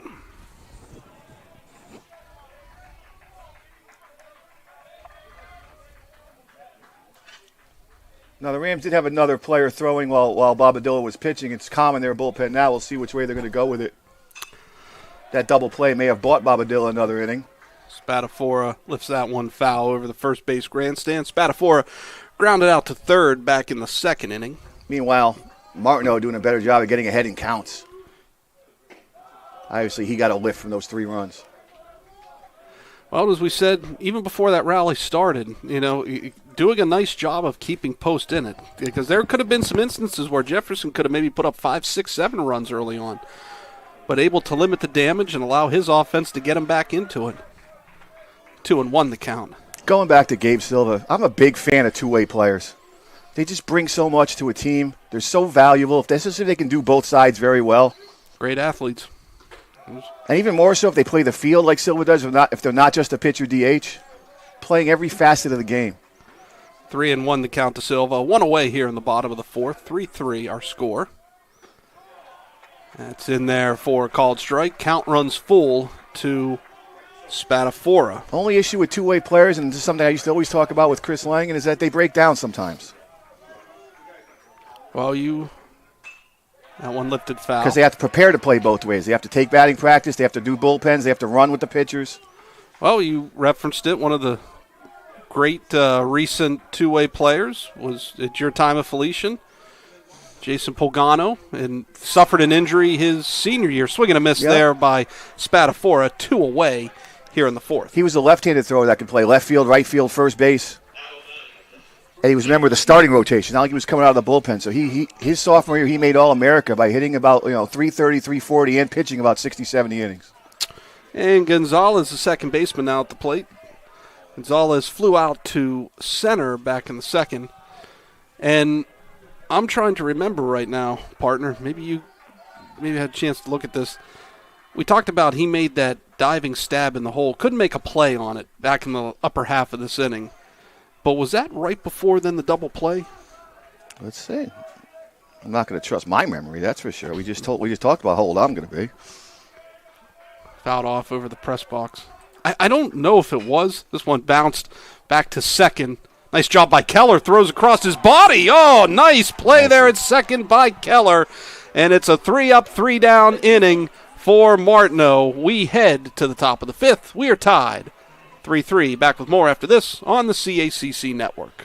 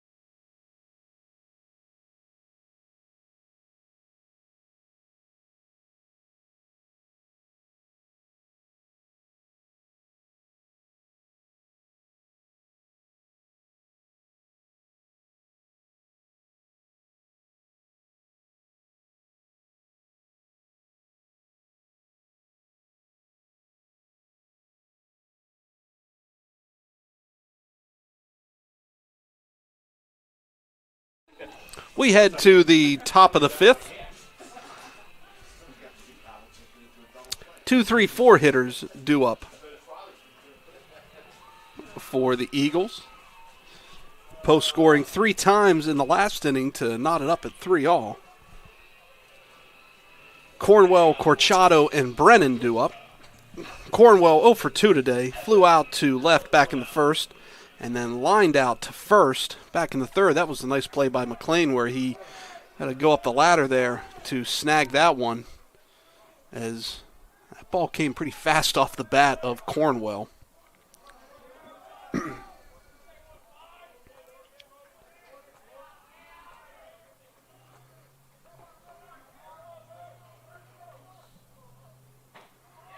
That pitch outer half of the plate for a called strike. Bobadilla still on the mound for Jefferson. Swung on. Shallow left. Converging in foul territory. And Cornwell lives to see another pitch.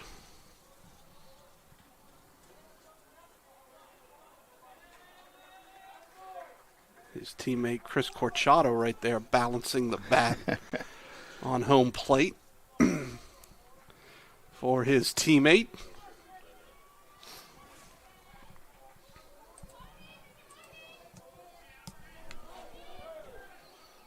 Nice teamwork there. Mm-hmm. Like when you're announcing and, you know, other members of the conference office help as we'll be selecting all tournament later on. You know, you hand a pen to the... Absolutely. You know, yeah. That's how it's done. That's experience right there. It's all teamwork. Yeah. Teamwork makes the dream work here. 0-2 the count to Cornwell. That one in the dirt, 1-2. I think we're being ignored by other people here in the press box. In fact, there aren't that many in the press box. No. Right? Do we chase them all out? We must have scared them all. Yeah, it's been a nice atmosphere up here. 1-2 the count. Of course, I'll tell you, with the weather, I'd sit outside today and watch the game too.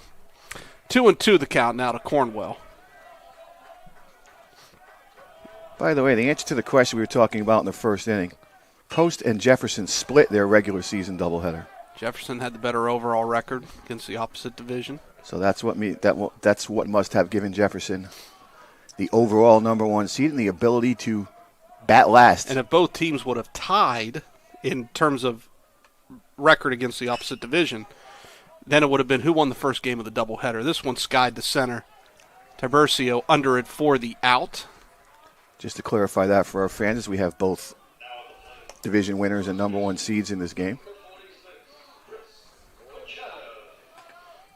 And if we do go to the if necessary game, Jefferson remains the home team as well and occupies that third base dugout.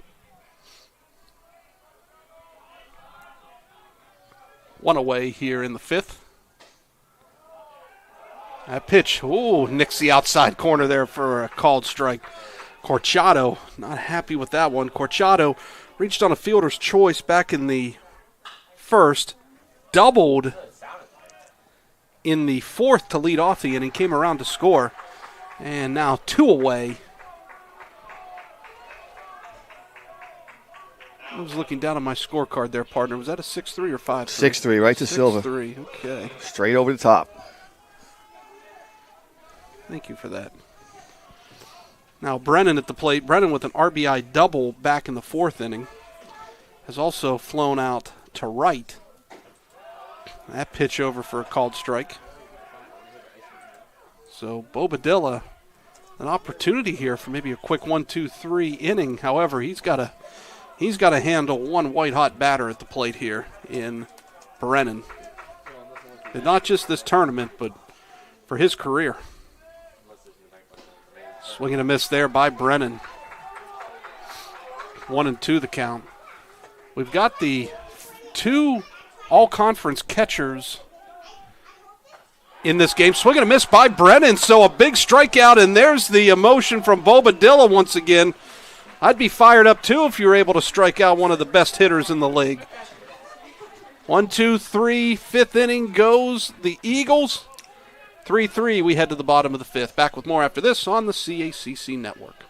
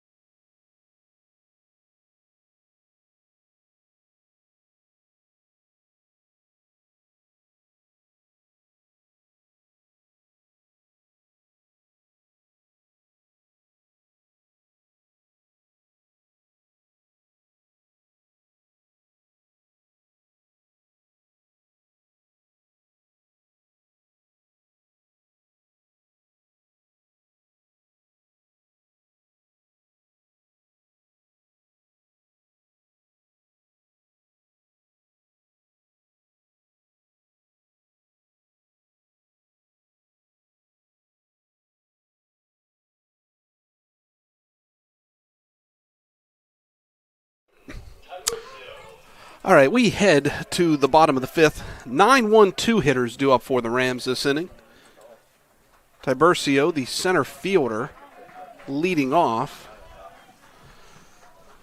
Struck out back in the second, lays the bunt down. However, scoots foul. And Brennan makes sure. It was already – all that matters is where the ball was when he touched it, but he kicked it to make sure there was no doubt.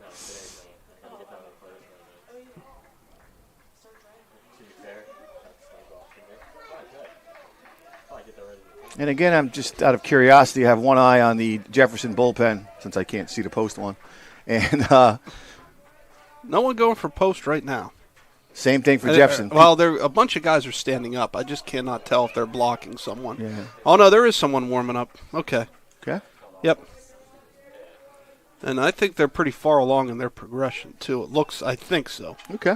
Got a couple guys loosening up with those resistance bands. But again, I don't have a very good visual sight line down there. But meanwhile, we're past the halfway point of this one.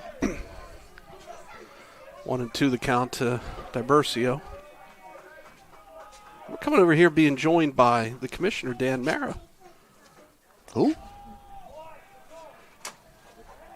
You know, he needs a pen. There we go.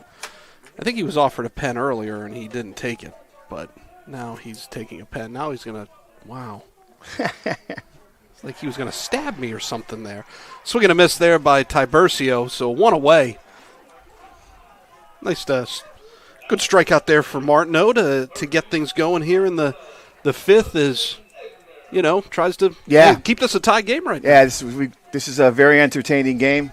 Pretty much what we expected and hoped for.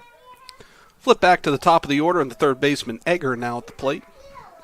But I'm going to put you on the spot, and you're going to choose your words carefully. Okay. Because you told me yesterday during the broadcast that this is your 10th year with the CACC. Yes. That also means it's your 10th year working under Commissioner Dan Mara. Yes. What's that been like? What has it been like? It's been an enlightening experience. Okay. So he likes to use the phrase, and I don't think I could argue against it. Okay. Because he's been in it now for, I think, is it 200 years he's been in it? Give or take. 48 years. 48 years as a coach, AD, SID, commissioner, all that. They're all rolling into one. He used a phrase one time with a swing and a miss there by Egner when working with a younger administrator in our conference. And he had to say, look, I've lifted into right field. I'll tell you the story here in a second. Pavlicek under it for the out, 2 away. He said, I taught you everything you know, but I didn't teach you everything I know. Pretty apropos. And that one was not directed at me, but an interesting quote. Another deep one. Remember what was the one I told you a couple nights ago that was deep? Oh, we're not in it for the income, we're in it for the outcome. Yeah. Yes. Attribute that one to Commissioner Mara as well. And I've known Commissioner Mara since the late 90s when he was still the AD at then Takeo Post University. But my first exposure to Commissioner Mara, like a lot of people, and I'm sure you're aware of this because it's hanging in his office, I think, is I read about him in the book Basketball for Dummies. Yes. Written by, I believe, Digger Phelps. Digger Phelps, yes. In fact, we were just talking about that book. Was it Basketball for Dummies or was it the Sports Illustrated article that Commissioner Mara's beloved dog Pep was referenced in there? Basketball for Dummies. Basketball for Dummies. And, in fact, just a few days ago, Commissioner Mara told me, unfortunately, it was the 30th anniversary of Pep's passing. Oh, geez. And he has a picture of Pep in his office. Okay. This one grounded to short. Cornwell up with it, throws on to first. Boy, and that's a big 1-2-3 inning for Martineau and the Eagles. We've played 5. We're tied at 3. Settle in. This has been a great one so far. We expect more of the same over the final 4 innings. Back with more after this on the CACC Network.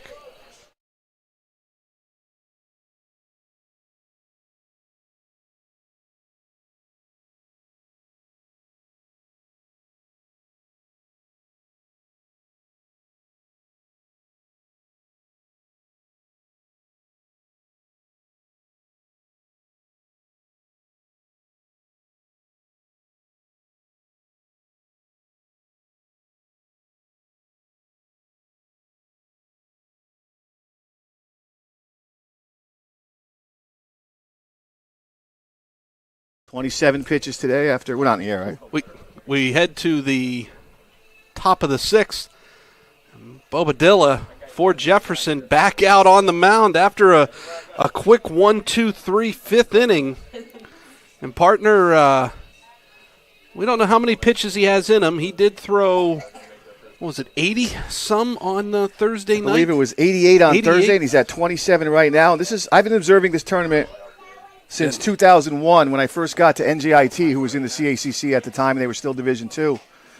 And this has always been a fascinating aspect of the tournament to me, is that guys that pitch a lot on short rest, guys that can pitch on Thursday, come back on Saturday and so forth. We just saw it last year when Wilfredo Valenzuela and Dan Raglovich from Post.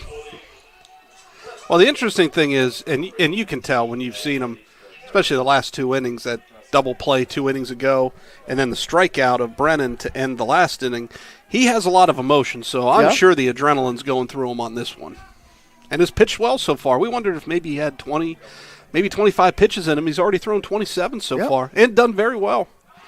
That pitch misses to Karen. I think he's working on guile right now. He's not throwing very overly hard, but spotting well. As I say that, he goes behind 2-0, but Karen 0 for 2 today. Grounded out to short in the second, flew out to center back in the fourth.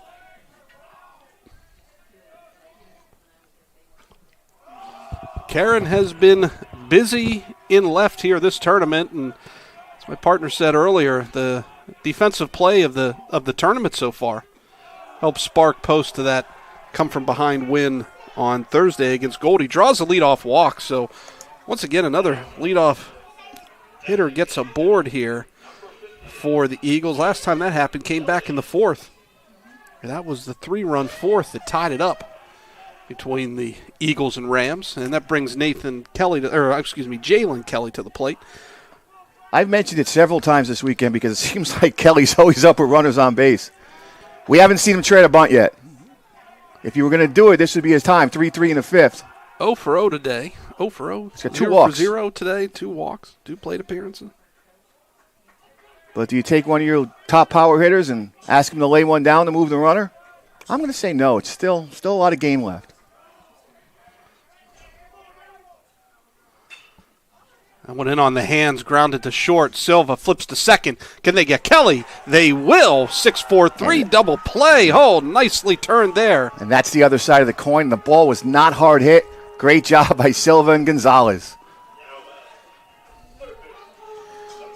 Third 6-4-3 double play turn today by the Rams.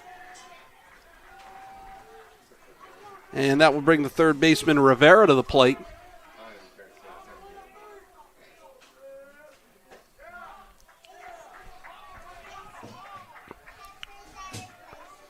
There's a first pitch strike from Bobadilla. 3 runs, 6 hits, and errors so far for Post. 3 runs, 3 hits, no errors for the Rams. Swing and a miss there by Rivera. Quickly falls behind 0-2 to Bobadilla. Rivera went up out of the strike zone there. Pitch looked like it was going to be high. And one lifted into right field. Wood just has to take a few steps over. He's under it for the out. The emotion shown once again by Bobadilla. And if this is the last time we see him, because now he's got to be, mid-30s? Yep. Upper 30s? Boy, I'll tell you what. 35. You mentioned guts and guile for him here. This is a really impressive performance. But we head now to the bottom of the sixth. It's 3-3. This has been a good one. We hope you're enjoying it. Back with more after this on the CACC Network.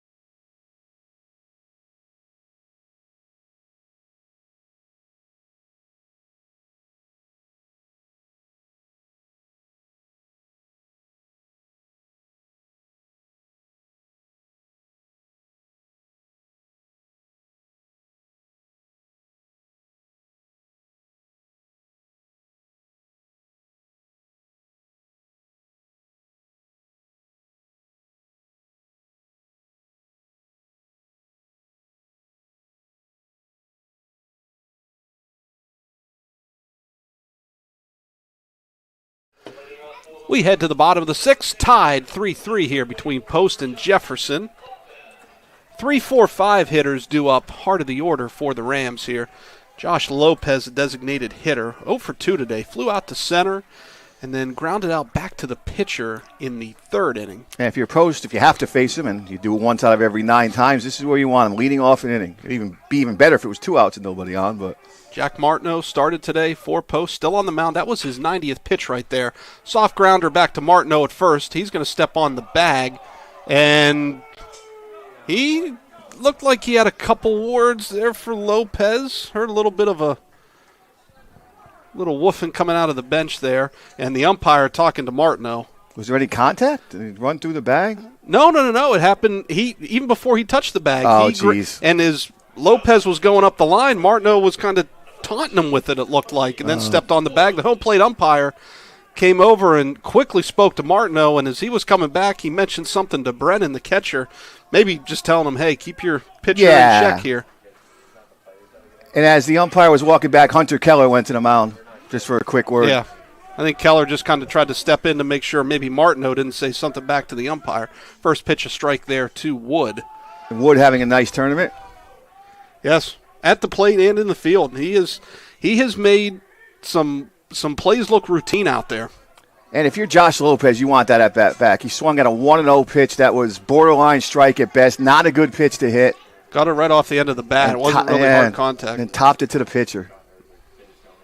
2-1 the count. So Martineau, depending on how long this inning takes, he should be at over 100 pitches, you would think, by the end of this inning. See if maybe he could come out for the 7th.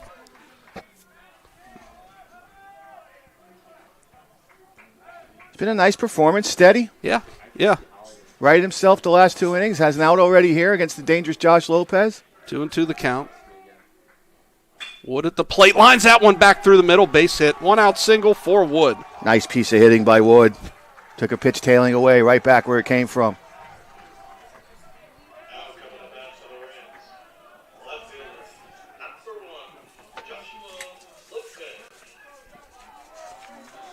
Well, and not to going back to the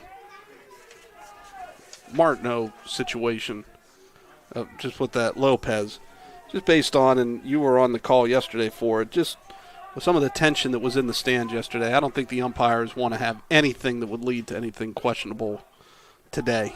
Just nip it in the bud before anything happens. The game is played with emotion. When I was umpiring, my 2 boards I was on, one in Connecticut, one in New Jersey, taught us try to allow the spontaneous reaction as long as it's not too ridiculous. Mm-hmm. Because the game's played with emotion, allow them to spontaneously react. It's if they keep going after that you have to step in. Mm-hmm. You don't want equipment thrown. You don't want that kind of thing. If you make a bang-bang call and the guy yells something, let that go, especially with the older kids. Want to know the count to Martineau? Throws over to first. Wood back in time. But going back to the original point I was trying to make with that, you don't want to take the emotion out of the game. As adults, we get to do this for a long time if we want to, whether it's umpiring, coaching, administration. Yeah. These kids get a 4-year, maybe 5-year window, tops. It's a big difference determining between joy and frustration and the sportsmanship angle of it. Yes.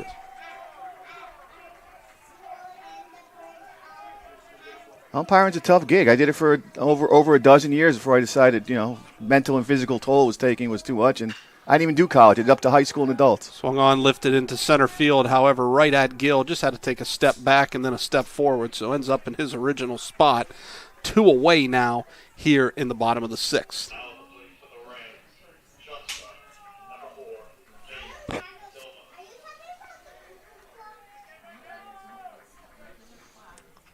And it's taken me this long in the tournament to look at the stat sheet and realize just how good a season Gabe Silva had.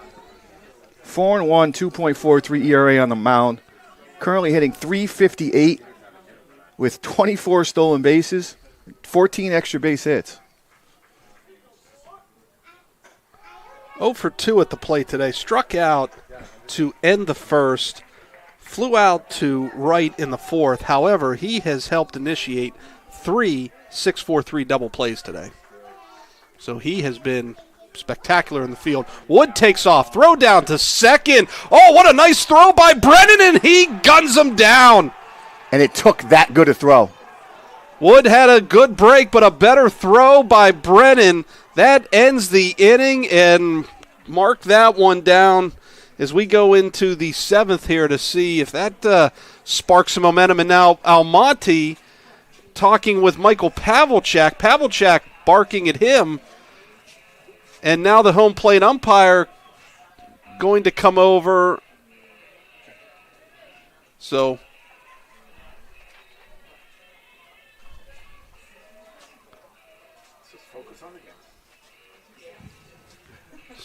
we now head to the top of the 7th, tied at 3. Back with more after this on the CACC Network.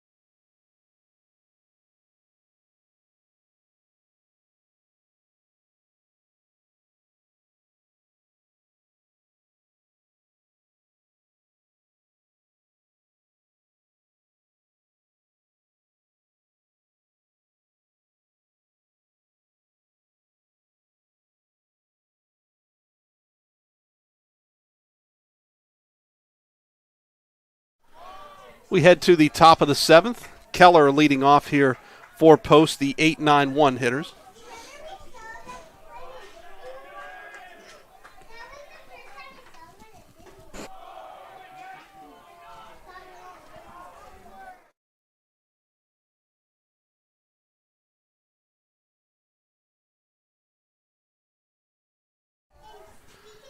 One and one the count to Keller.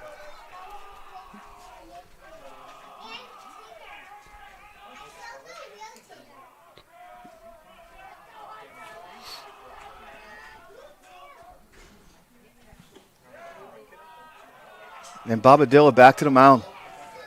Back to work. We have seen some gutsy performances out of the pen these last several years. We've seen it in this tournament so far. Mm-hmm. Mark this, chart this one down as one. And that's going to, nice job by Tiburcio. Read it off the bat. That's the hardest ball to read, is the one hit right at you. Tiburcio with a sliding catch there in center.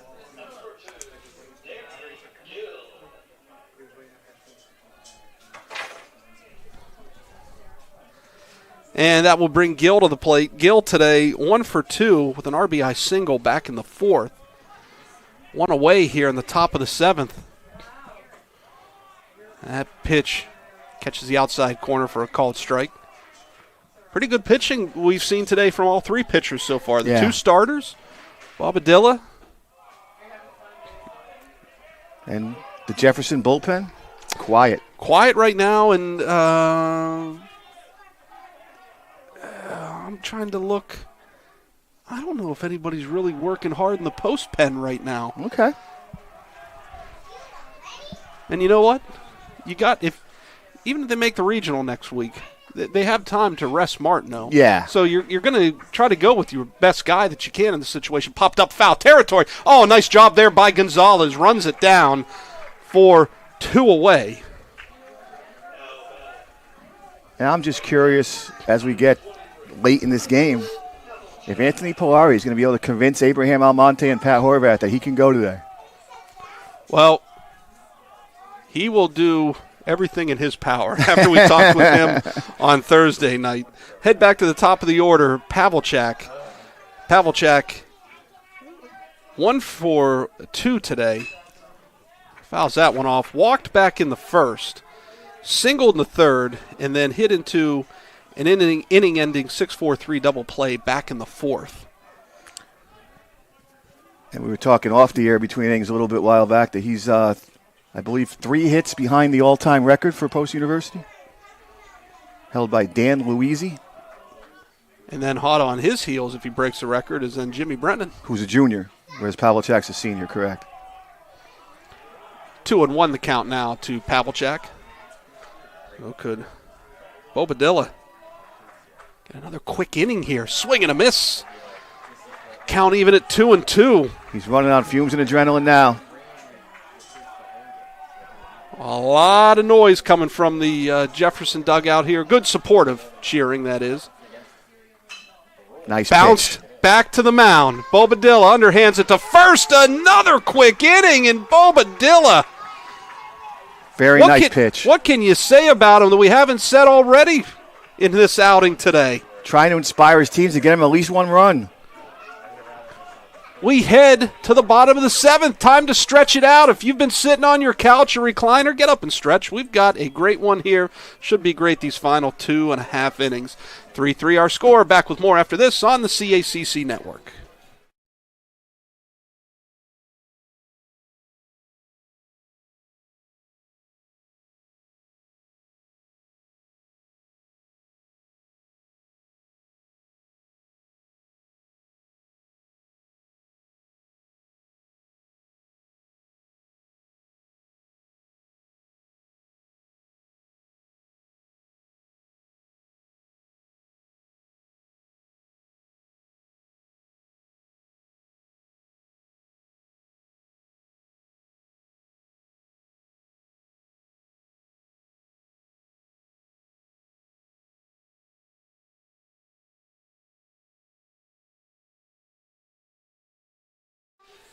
We head to the bottom of the 7th, tied 3-3 between Post and Jefferson. And looking at some of the historical records during the break there, and Pat Horvath, the CACC Coach of the Year, the Jefferson head coach, and he took over back in 2011, and a rough first year to say the least, 5-34. However, the following year improved by 6 wins and kept it growing, and then in 2016 helped lead Philadelphia to, at the time, Philadelphia University to the CACC final. He's led the Rams to 2 CACC final appearances, 16-21, but they have had winning records each of the last 4 seasons since COVID. This one from Silva lifted into right field, Pavlicek under it for the out, 1 away. But a really nice job by Pat Horvath.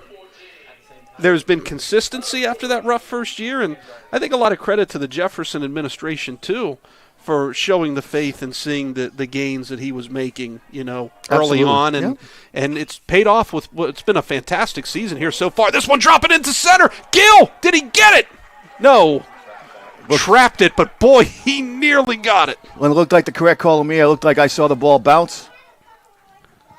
So Spadafora with a single. Nice effort, though, by the Post center fielder. Call made by the third base umpire cutting into second. Those are one of those hits where you better value it because you're not getting a lot past or in front of these 2 center fielders. No. Tiburcio and Gill.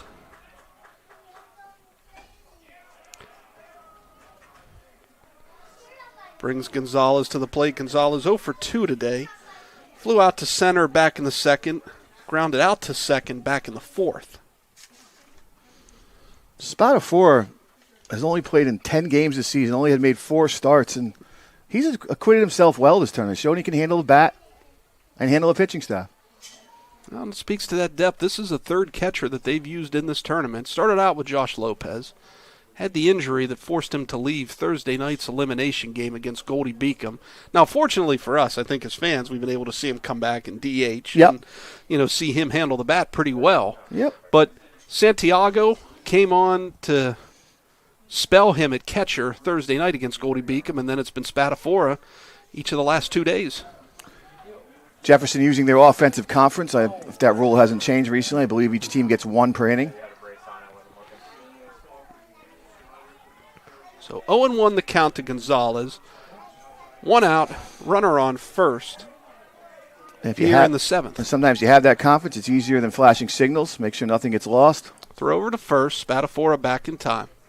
Spadafora with that single to center that just got under the glove of the diving center fielder Gill for post. Throw over to first once again. Ooh. For a second there, when Spadafora drops to the ground, it's almost like part of it looks almost like a little bit like a drop than a slide. So Martineau has come quickly over to first last 2 times. That one lifted into right field. Pavlicek under it. Oh, he has a chance for a double play. However, Spadafora back in time. Oh, nice job there by Pavlicek to get under it and then get off a quick throw to first. Spadafora back in time. He was all the way at second base by the time Pavlicek caught that. Sure, that play was a little closer than the Rams would have liked to see, but all's well that ends well. So 2 outs now for Tiburcio. 0 for 2 today, a pair of strikeouts. Number 9 hitter in the lineup for Pat Horvath. And because you're in the 9 spot, because of the speed of Tiburcio, you have Rivera pitching in at third.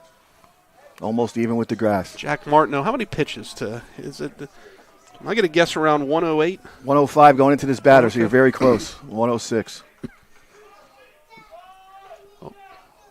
Tiburcio showed bunt down to first. He gets him.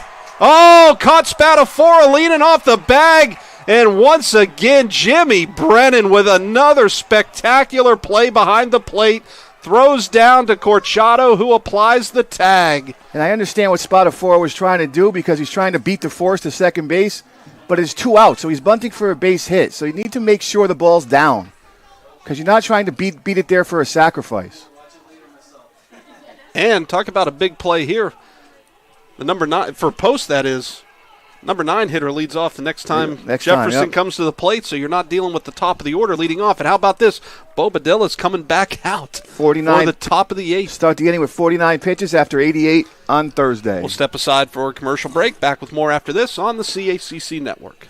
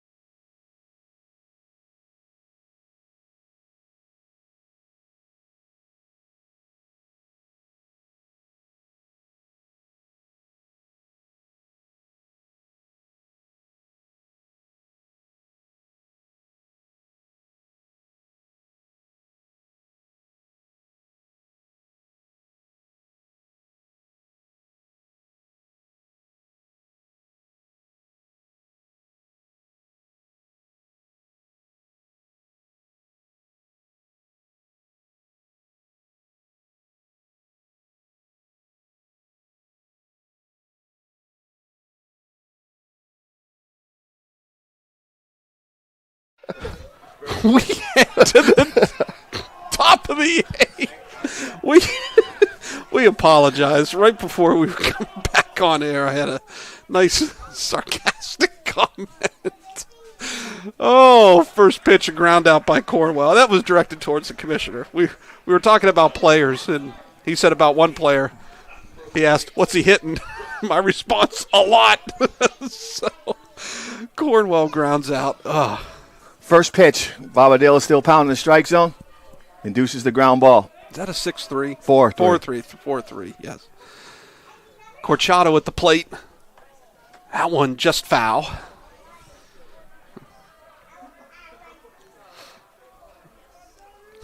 Pavlicek and Corchado, the only 2 left-handed hitters What's he hitting? in the Eagle lineup. What's he hitting? A lot. Yeah, you say that about a lot of guys this tournament. Let's see if Tiburcio gets this one. Yep. Again, sometimes the toughest ball to track is the one hit right at you. No problem there. Now at the plate, the catcher, number 4, Jimmy Brennan.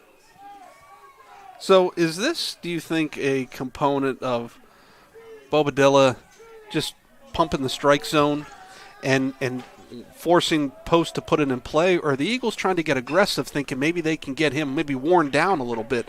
This one grounded to second. Oh, my gosh, what a quick 1-2-3 eighth No, inning. if you're going to try to wear down a guy, you would take a strike or take a couple pitches. They're swinging at strikes because he's throwing strikes.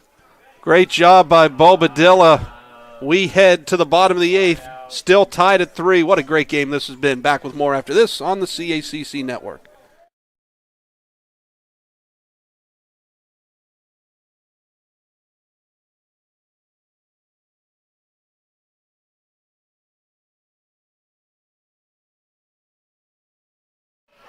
We head back to the bottom of the eighth. Martineau still on the mound for Post. All 3 pitchers in this game so far have been very strong. Martineau giving Post exactly what the Eagles would ask for this late in the tournament. Going into the 8th inning, only allowing 3 runs. Sean Morgan for Jefferson got off to a nice start. He was a starter in this one after pitching on Thursday.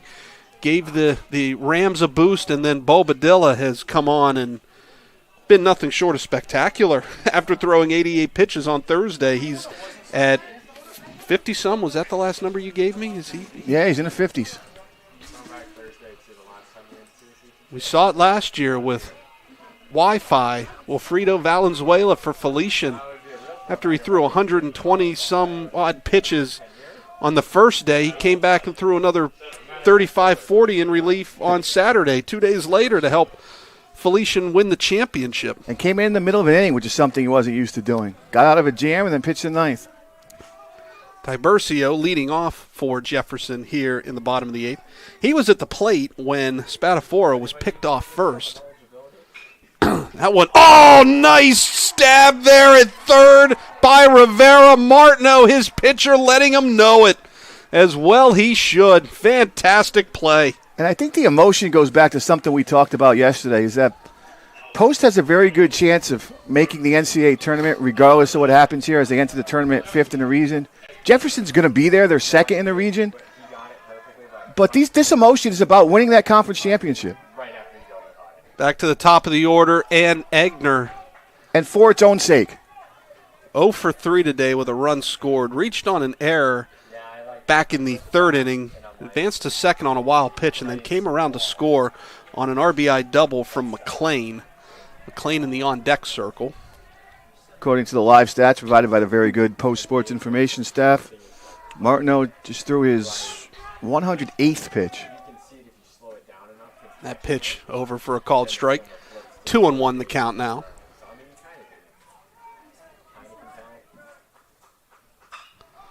Lifted into left.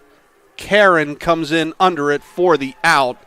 2 away. And, that line drive by Tiburcio notwithstanding, a lot of these outs being recorded by both pitchers the last few innings, not dangerous, to use a soccer term that they use sometimes. There haven't been a lot of hard-hit balls. There haven't been a lot of difficult plays. It's the pitchers. McLean now at the dish. 1 for 2 today with a run scored. Walked and came around to score in the first. Had an RBI double back in the 3rd, and then grounded out to short back in the 5th. And keep in mind, see what happens here as he takes a strike. Also made a great play. Had to climb the ladder to snag a liner from Cornwell earlier in the game as well. So he's done it in the field and at the plate. Key batter here because the dangerous Josh Lopez is on deck. And Martineau quickly gets ahead, 0-2. Big pitch here. That one lifted into center. However, Gill's going to camp under it for the out, and that's a quick 1-2-3 inning, and Martineau for Post delivers one. Some fantastic pitching performances today that we've seen here from all 3 pitchers. The 2 for Jefferson. Martineau still working here for the Eagles. Going to step aside for a commercial break. Back with more after this. And guess what? Bobadilla coming back out. Why wouldn't you? The way he's going. This has been fantastic. We hope you're enjoying it too. Back with more after this on the CACC Network.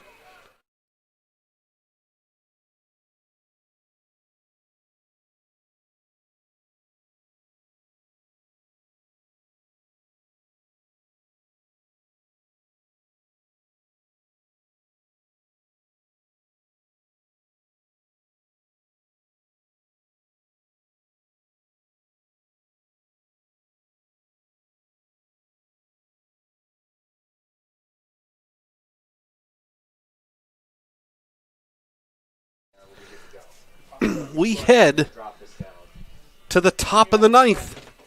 Partner, what a great game. Absolutely.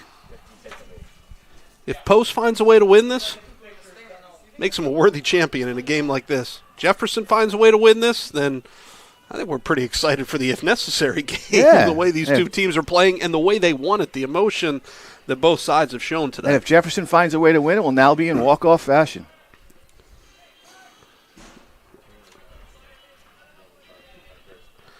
Due up for the Eagles here in the top of the ninth, the 5, 6, 7 hitters, Karen, Kelly, and Rivera.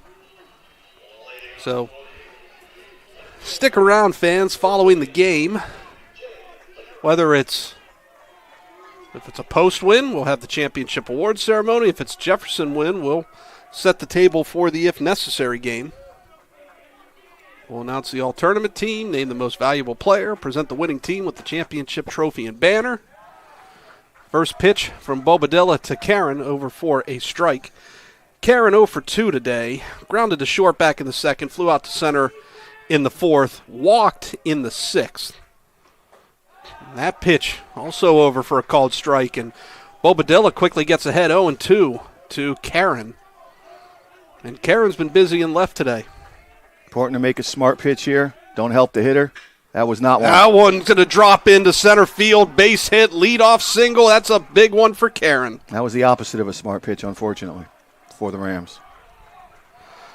And that will bring Jalen Kelly to the plate.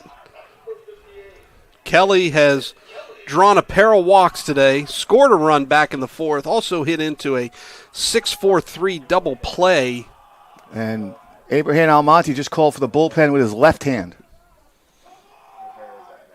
Well, despite that single, what can we say about Bobadilla in relief today that we haven't already said? What a fantastic performance from a young man that threw 88 pitches on Thursday and came in today and gave it everything. And our favorite guy, Polari, coming on. He said it Thursday night after that great performance out of the pen. He goes, I'll pitch tomorrow, I'll pitch Saturday, I don't care. I've told the coaches, I'll throw until the arm comes off. Yeah, I was a little confused. I was pretty sure I saw Almonte point to his left hand, and Polari's right-handed, so I wasn't sure what was going on, but it is Anthony Polari. All three pitchers in this game for the Rams have pitched before in the tournament. Well, Polari did a little bit of everything there Thursday night. He was great in relief. He made that diving catch in foul territory right in front of the first base dugout, and also had 2 at-bats. He struck out both times, but probably forced Goldie Beacom, that is, to throw about 12, 13 pitches. So that was an extra 12, 13 pitches that kind of wore out Goldie's pitching and allowed his teammates to see some extra pitches. So, did it all. The field, pitching, at the plate. And with that move, it became obvious that Coach Horvath, Coach Almonte were just going to go out by out with Bobadilla the rest of the way. He got ahead 0-2, and unfortunately left what looked like a fastball down the middle. Well, this is all-conference reliever in Polari going up against all-conference DH in Kelly. So this is a pretty good showdown here in the ninth inning. And I've mentioned it for about 4 times now this week, and I haven't seen Jalen Kelly even attempt a bunt yet. And it looks like you're not going to hear either. Pitch high from Polari. 1 on, nobody out here, top of the ninth. We are tied 3-3. Throw over to first. Anthony Polari, the fifth-year senior. Initially went to Ryder as a catcher. Transferred to Jefferson. Became a pitcher. And found a role and found a niche. And it seems like he's the type of guy that it's not a closer necessarily. He just comes into the game whenever the important part is. That's a strike there. Looks like that was called on the pitch. Kelly asked that question. Looks like the umpire nodded yes. So 2-1 the count. Polari trying to battle back here against Kelly. Throw over to first. But he's also got to keep Karen close. He does with that speed. It's become obvious that Kelly's not going to bunt. But the Eagles may try to get that extra base via the stolen base. Swing and a miss. Oh, good downward action. He's like a slider. Nice pitch there by Polari. Got to be careful with Kelly. You don't want to miss over the plate because that ball will be in the trees beyond the left field fence there. Throw over to first once again. If you're Polari, you got him into a defensive mode. You just want to make a pitch that he has to swing at but can't get the good part of the bat on. Kelly has walked twice today, scored a run back in the fourth. Grounded through the left side, base hit. Karen going to third. Karen was running on the pitch. That's why he was able to get to third base. Even on a base hit, that's to left field. Runners at the corners. Nobody out here in the ninth. Again, even though this is post-home facility, Jefferson still does bat in the bottom of the ninth as the Rams are the home team due to being the highest seed in this tournament. So if you're tuning in and, not necessarily going to be a walk-off here, Jefferson would still have a chance to hit. That pitch, that misses a little high, 1-0 the count. So Jefferson scored twice in the first, tacked on a run in the third to make it 3-0. However, in the bottom of the fourth, Post scored 3 times to tie it, and then it settled into a pretty good pitcher's duel since then. Difficult assignment for loose spot of 4 right now as everything Polari throws bites hard and down. Middle infielder's halfway. 1-1 the count. Swing and a miss there by Rivera. 1-2, Polari gets ahead. Just trying to look for something here, an out where the runners can't advance. A strikeout, maybe an infield pop-up, something. That one fair down the left field line. This is going to score 1. The Eagles lead it 4-3. Runners at first and second, still nobody out. And we've talked a bit this week about how difficult it is to score a run by getting 3 singles, and sometimes teams like to try to bunt or put runners in motion. Post just scored a run with 3 singles. Now Ray Skold coming to home plate here. Going to bring in a pinch runner here. Yes, they're going to do a pinch runner for Kelly. Yeah, it's a risky move because obviously with the lead now, you're hoping to win the game. But if the game gets extended, now you've lost Jalen Kelly. For those that don't know, in college baseball, there is no re-entry. So Keller will be at the plate. Joshua Chen, the freshman from Baldwin, New York, coming on to pinch run for Kelly. And Abraham Almonte comes out onto the mound. Now, Jalen Kelly is the DH, so there doesn't need to be a corresponding defensive substitution. But Jalen Kelly is now out of the game. Again, no re-entry in college baseball.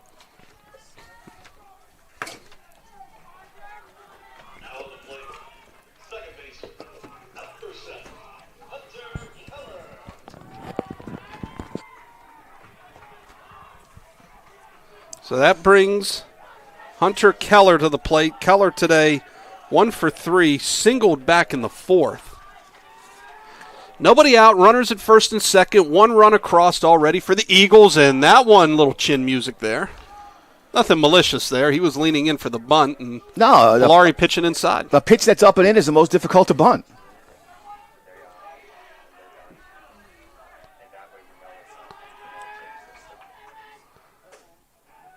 Missed there on the bunt, 1-1 the count.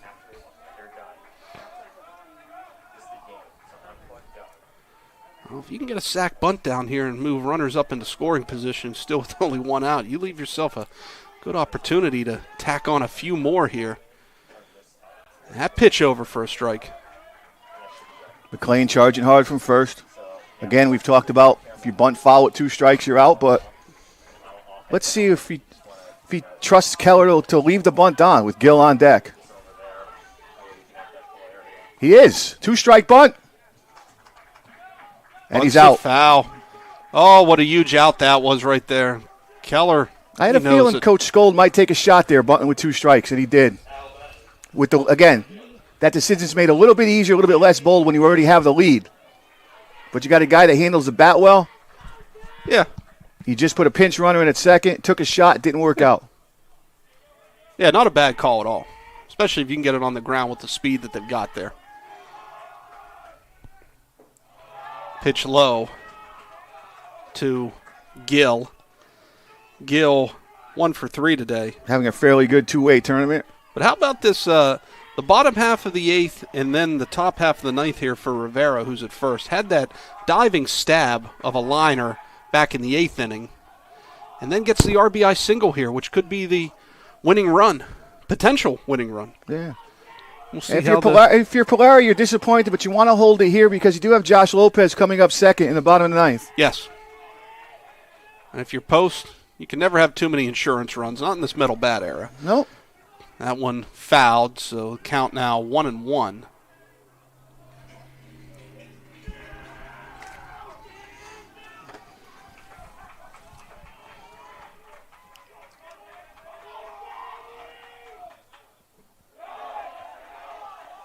Umpire rang up that strike. Home plate umpire rang up that strike himself on the check swing. Was pretty apparent to him. As we've said it a few times here in this tournament, if you're a fan of either one of these teams, if you have any nerves left, pretty surprising. If you're just a baseball fan in general, you have been treated to a great one here today. According to the text messages I've been getting this weekend, you get a lot of people that work at other schools tuning in, just out of curiosity to see who wins, to see how it goes. 1-2 the count. That one gets away from Spadafora. Runner's going to move up to second and third. We talked about everything that Polari throws, bites hard and down, and there'd be a lot of pressure on Spadafora. Not much he could do on that one. But it makes things harder with only one out for the Rams. Double plays out of order. Now the infield has to come in. So Chen at third. He's the pinch runner for Kelly. Rivera at second. 2-2 the count. And now a single most likely drives in 2 runs. But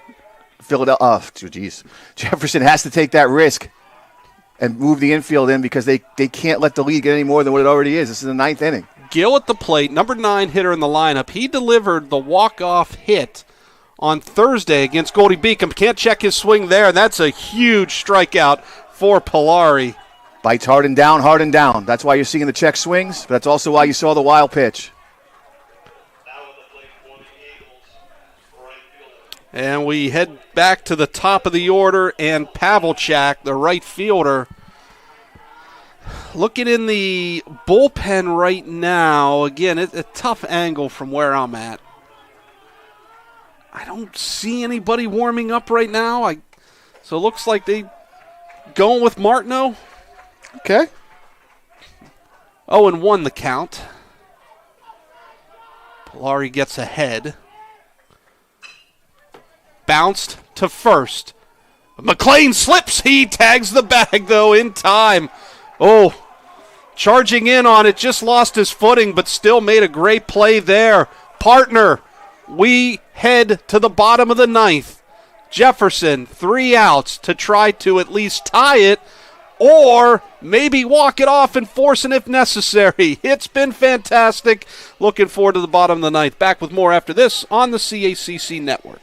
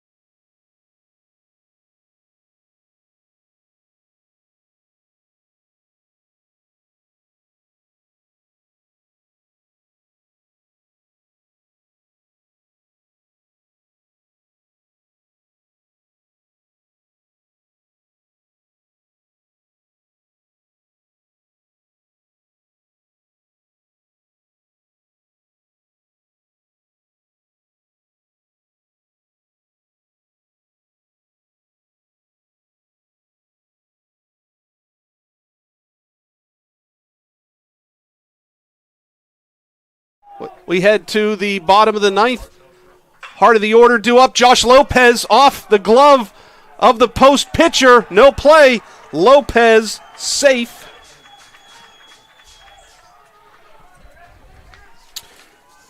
In relief here, number 33, Nick Seaman, the sophomore from Valley Cottage, New York. Saw his brother pitch earlier in this tournament. Now, I don't know much about Jefferson's personnel. Do they put in a runner for Lopez? What kind of runner is Lopez? Now, you take a chance because he's out of the game, but you have to tie it first. Well, he's going to take the conference maybe.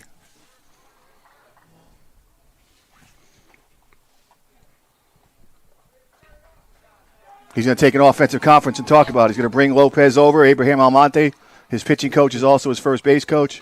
Well, he has that conference, as you said. Might as well use it because it looks like a pinch runner. Number 3. Nick Squazzo, a senior from Haddon Township, New Jersey. It's a difficult decision because, as we talked about in the top half, Josh Lopez is now out of the game. There's no re-entry in college baseball. But so now, and if it is tied and we go extra innings, now both that teams lose their power bat. That looms large. So, yeah. So it's a trade for trade right now. But the game was tied when Post did it. Yes. Yeah. With Jefferson, you got to tie it, or the tournament's over. Yeah. And I understand and completely agree with the thinking from both coaches in those situations. He did say Squazzo was a senior. Squazzo was a senior from Haddon Township, New Jersey. So the situation not too big for him, and Pat Horvath sticking to the conventional wisdom of playing for the tie at home. First pitch, a strike to Wood. Who showed bunt. Wood 2 for 3 today. Has singled twice. Came around to score. Also has a stolen Rivera base. Shows bunt. Bunt's foul. Doesn't look comfortable. What did you notice there? Doesn't look comfortable. Doesn't look like he's committed to doing it. Doesn't look. Plus, it was an off-speed pitch. It was a tough pitch to bunt. I don't think you'll see him bunt with 2 strikes from the 4-hole. Although Rivera not completely buying it. That pitch misses high. Now let's see if Rivera backs off from the pull side. 1-2 the count. Yeah, now I think he's a believer. Although he's still on the grass. Well, if Wood can get a bunt down, especially down that third base side, he has got some wheels. Well, he's bunting to sacrifice, but... Mm-hmm. But you never know if he gets the place perfect. Correct. He could. I think with 2 strikes as the 4-hitter has a scholarship to hit, not to bunt. Yeah, now you're swinging away. Off. Yeah, especially with the 2 strikes. But Rivera didn't believe it. Took him 2 pitches for the back off. Foul to the backstop. Count remains 2-2. And Nick Seaman entrusted to close the game and the championship for Post. We mentioned Post been at this point in the tournament for the 3rd year in a row, winning the North Division regular season title all 3 years. Pitch inside. Ooh. Probably a little up also. Backed Wood off a little bit, but count runs full. Wood does a nice job to get back in the count after taking a strike and then missing a bunt. Grounded through the right side. Oh! Squazzo fell down. Now he'll be safe at second, but oh!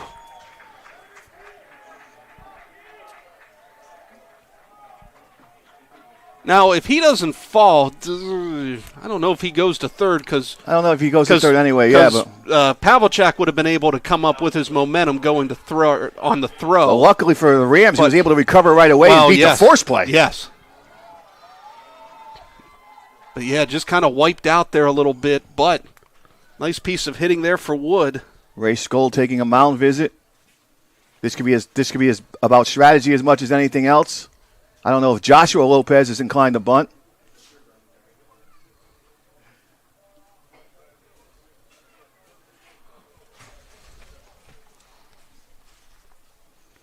The Eagles 3 outs away from their first CACC baseball championship. Well, let's reset the table for you here as we come into this situation. Post right now, 4 runs, 4 hits, 1 error. Jefferson, 3 runs, 7 hits, no errors. We are in the bottom of the 9th. Runners at first and second for the Rams. As we said, they trail by a run. Nobody out. And looking ahead, no action in the Ram bullpen. So it might be Polari trusted to continue the game if it ends up tied after this inning. Jefferson scored twice in the bottom of the first, tacked on a run in the third to make it 3-0. However, in the bottom of the fourth, Post scored 3 times to knot it at 3-3, and then pushed a run across back in the top half of this inning. That was on an RBI single from Rivera. So Lopez stepping to the plate, the left fielder. 2 on, nobody out, runners at first and second for the Rams. CACC championship final. And Joshua does square the bunt. Pops it up, caught! Wow. Oh, my goodness, what a big out right there. And Jimmy Brennan. And Lopez does not look happy about being asked to bunt. It's bad body language that everybody on the field can see.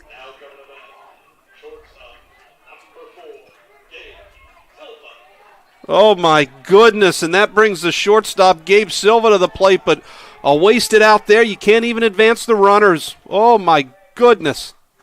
Now it's incumbent upon... Pitch low. I was just about to say it's incumbent upon Brennan to make that catch he just made stand up by blocking all the balls and not allowing the extra bases. He has been nothing short of... Is that him? That is Brennan, yes. Okay. He has been nothing short of sensational this weekend. At the plate, behind the plate, he's been excellent. 1-0 the count. 2 on, 1 out. That's a huge first out here for the Eagles. That pitch, outer half of the plate, called strike, count even at 1-1. I don't know enough about Jefferson's personnel. They know their personnel a lot better than I do. Without knowing that, the bunt seemed to make sense because then you can win the game with a single. We're either going to see a celebration or we're going to see a Game 7. Corchado up with it. He's going to step on the bag, and the Rams are down to 1 out left.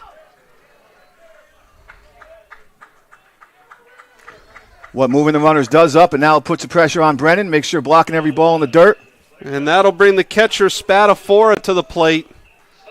Spadafora singled back in the 7th, but was picked off at first to end the inning. Do they have the courage to bunt? Spadafora has showed he can handle the bat very well. Rivera's back at third. Corchado's back at first. Do you try to tie the game on a bunt? There it is. He showed bunt, pulled the bat back, pitch high, 1-0 the count. 2 outs, pair of runners in scoring position. Now, we don't know if he was just showing it or if he would have bunted that if it was a strike. But Rivera's a believer now. Spadafora, as we mentioned, played in only 10 games, only making his 5th start of the year. Gets the call on the curveball at the top half of the zone. 1-1 the count.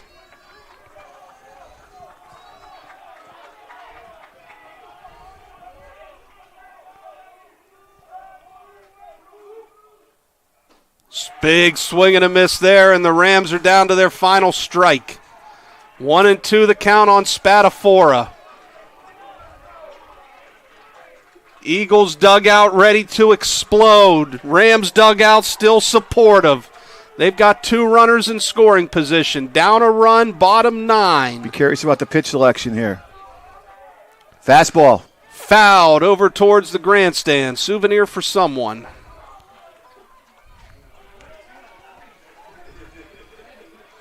Count remains 1-2.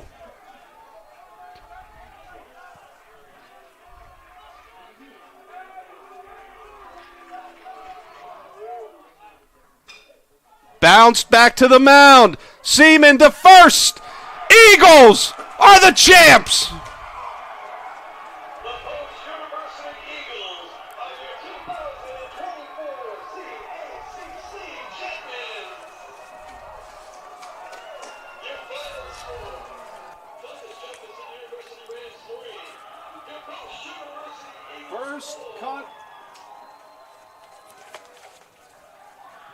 First conference title for the Eagles. Ray Skold and his club. They're also going to the regional next week. You think back to the previous 2 years where they lost to Wilmington and Felician, both in 2 games on the final day. I look at their roster. I see Dan Raglovich on their coaching staff, who was a big part of their run last year, falling just short. Think about guys like that have to be happy to see this for the program. And Ray Skold and his Eagles break the door down. First time in a quarter century that someone other than Wilmington, Dominican, Felician, or Caldwell has won this tournament. Oh, partner, you've seen a lot of these championships, and as you mentioned right there, you've named off the historical programs, and for a long time they have held an exclusive club, but the Eagles now crashing that club with the 2024 championship. It's been fun to watch them build it. Another guy I think of is A.J. McNamara, who's in the post administration and was one of their former baseball coaches, who's got to be thrilled today to see this. Just a lot of people that go into building a program like this. But obviously, the architect is Ray Skold here in his 5th year. They came back in the 21 season after COVID, struggled with roster numbers. Barely got the season in, didn't win much. They came back. They've been close the last couple years, and they do it here, 3-0 weekend here at Municipal, and they win it, and the party in Waterbury is going to be a good one tonight.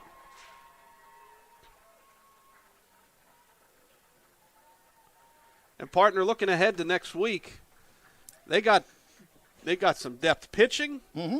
They've got a lineup that can hit. They play well defensively. Obviously well coached. They are going to be a tough out next week in that regional. Looking forward to that selection show. That'll be Sunday night at 10:30 on NCAA.com. Where the CACC is also hoping and expecting to see the names of Jefferson and Goldie Beacom called. Yeah, it could be a 3-team regional. For Jefferson, third time that they've been to the final for under Pat Horvath. Maybe thinking third time was a charm. They got off to the 3-0 lead. But post rallies, just like they opened up this tournament, rallied with that 9-8 win against Goldie on Thursday. They rally here, win it 4-3. We're going to step aside. We're going to bring you the championship award ceremony. We're going to name the all-tournament team, going to name the most valuable player of this tournament, present the trophy and banner.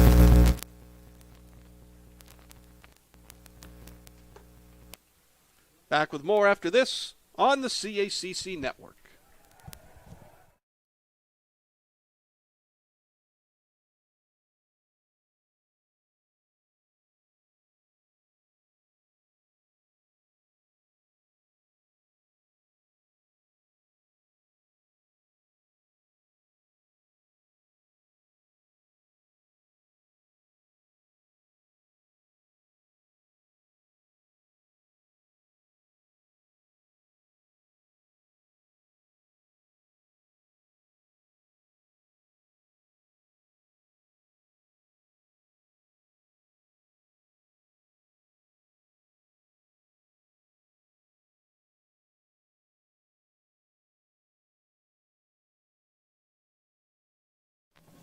Welcome back to Municipal Stadium here in Waterbury, Connecticut, post the 2024 CACC Baseball Champion.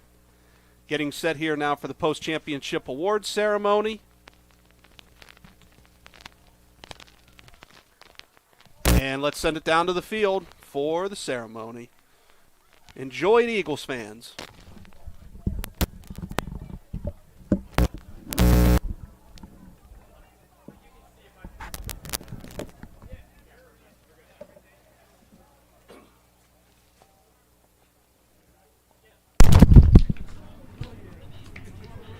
Fans, at this time, we ask you to turn your attention to the center of the diamond and the CACC Commissioner, Dan Mayer, for the 2024 CACC Baseball Championship Award Ceremony. First, we would like to recognize the runner-up in this year's tournament, the Thomas Jefferson University Ram baseball team. Let's give a round of applause for the Rams. Now we would like to recognize the 2024 CACC Baseball Championship All-Tournament Team. Members of the team not in attendance today include from Goldie Beacom, Kyle Walker. From Felicia, Mike Calden. From Felicia, Daria Genoa. Now for the members of the team in attendance today. From Thomas Jefferson University, Tyler Bem.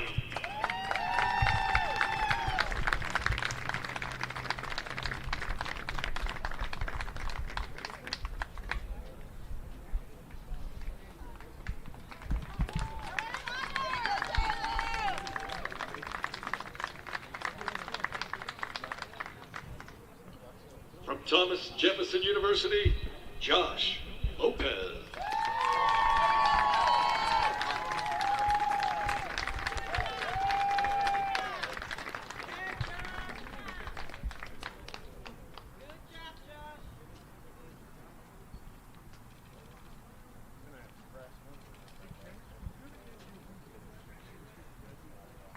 From Thomas and Jefferson University, Joshua Lopez.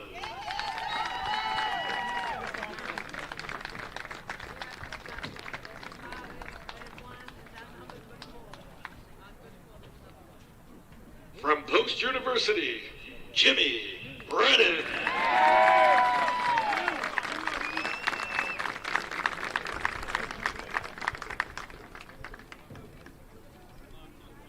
From Post University, DJ Karen.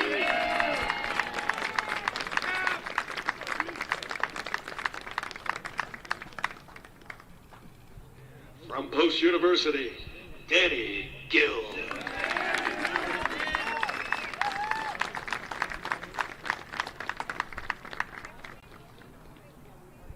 From Post University, Hunter Keller.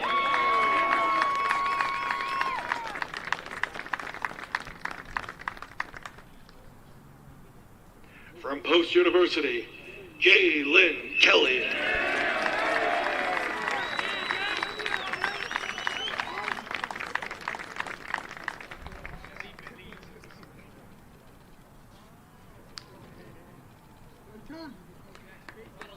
And our final member, from Post University, Jack Martineau.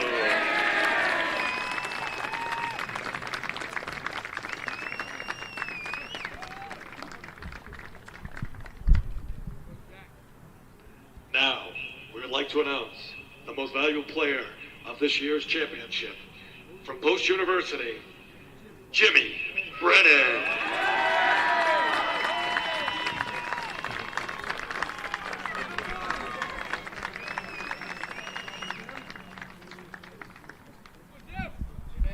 Let's give a final round of applause to this year's MVP and all the members of the all-tournament team.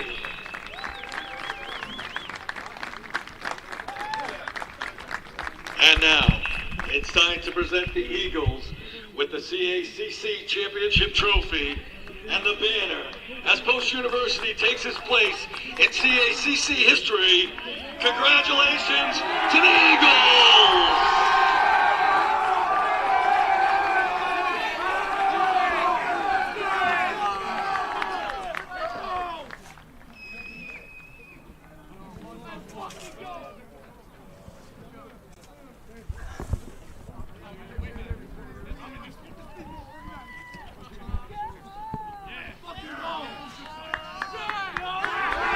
Congratulations to the Eagles!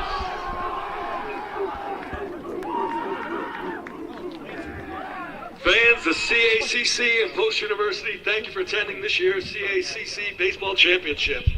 Photos from this year's tournament are free to... Well, congratulations once again to Ray Skold and his staff, his program, Post. They raised the championship trophy and banner after a couple years of heartbreak and just near misses. They do it. And partner Doug DeBias here, joined by Mark Mentone one final time. Partner, what a great championship game It really was. It really was. It was a great tournament. The game's hotly contested. As you mentioned, this one the lowest scoring of the weekend. We knew we'd get a pitcher's duel at some point, and we got it. All 4 pitchers today, 2 per side, pitched very well. And Jack Martineau, the starter, went 8 innings today. Nick Seaman finishes it off with the save. Sean Morgan for Jefferson started, gave them quality.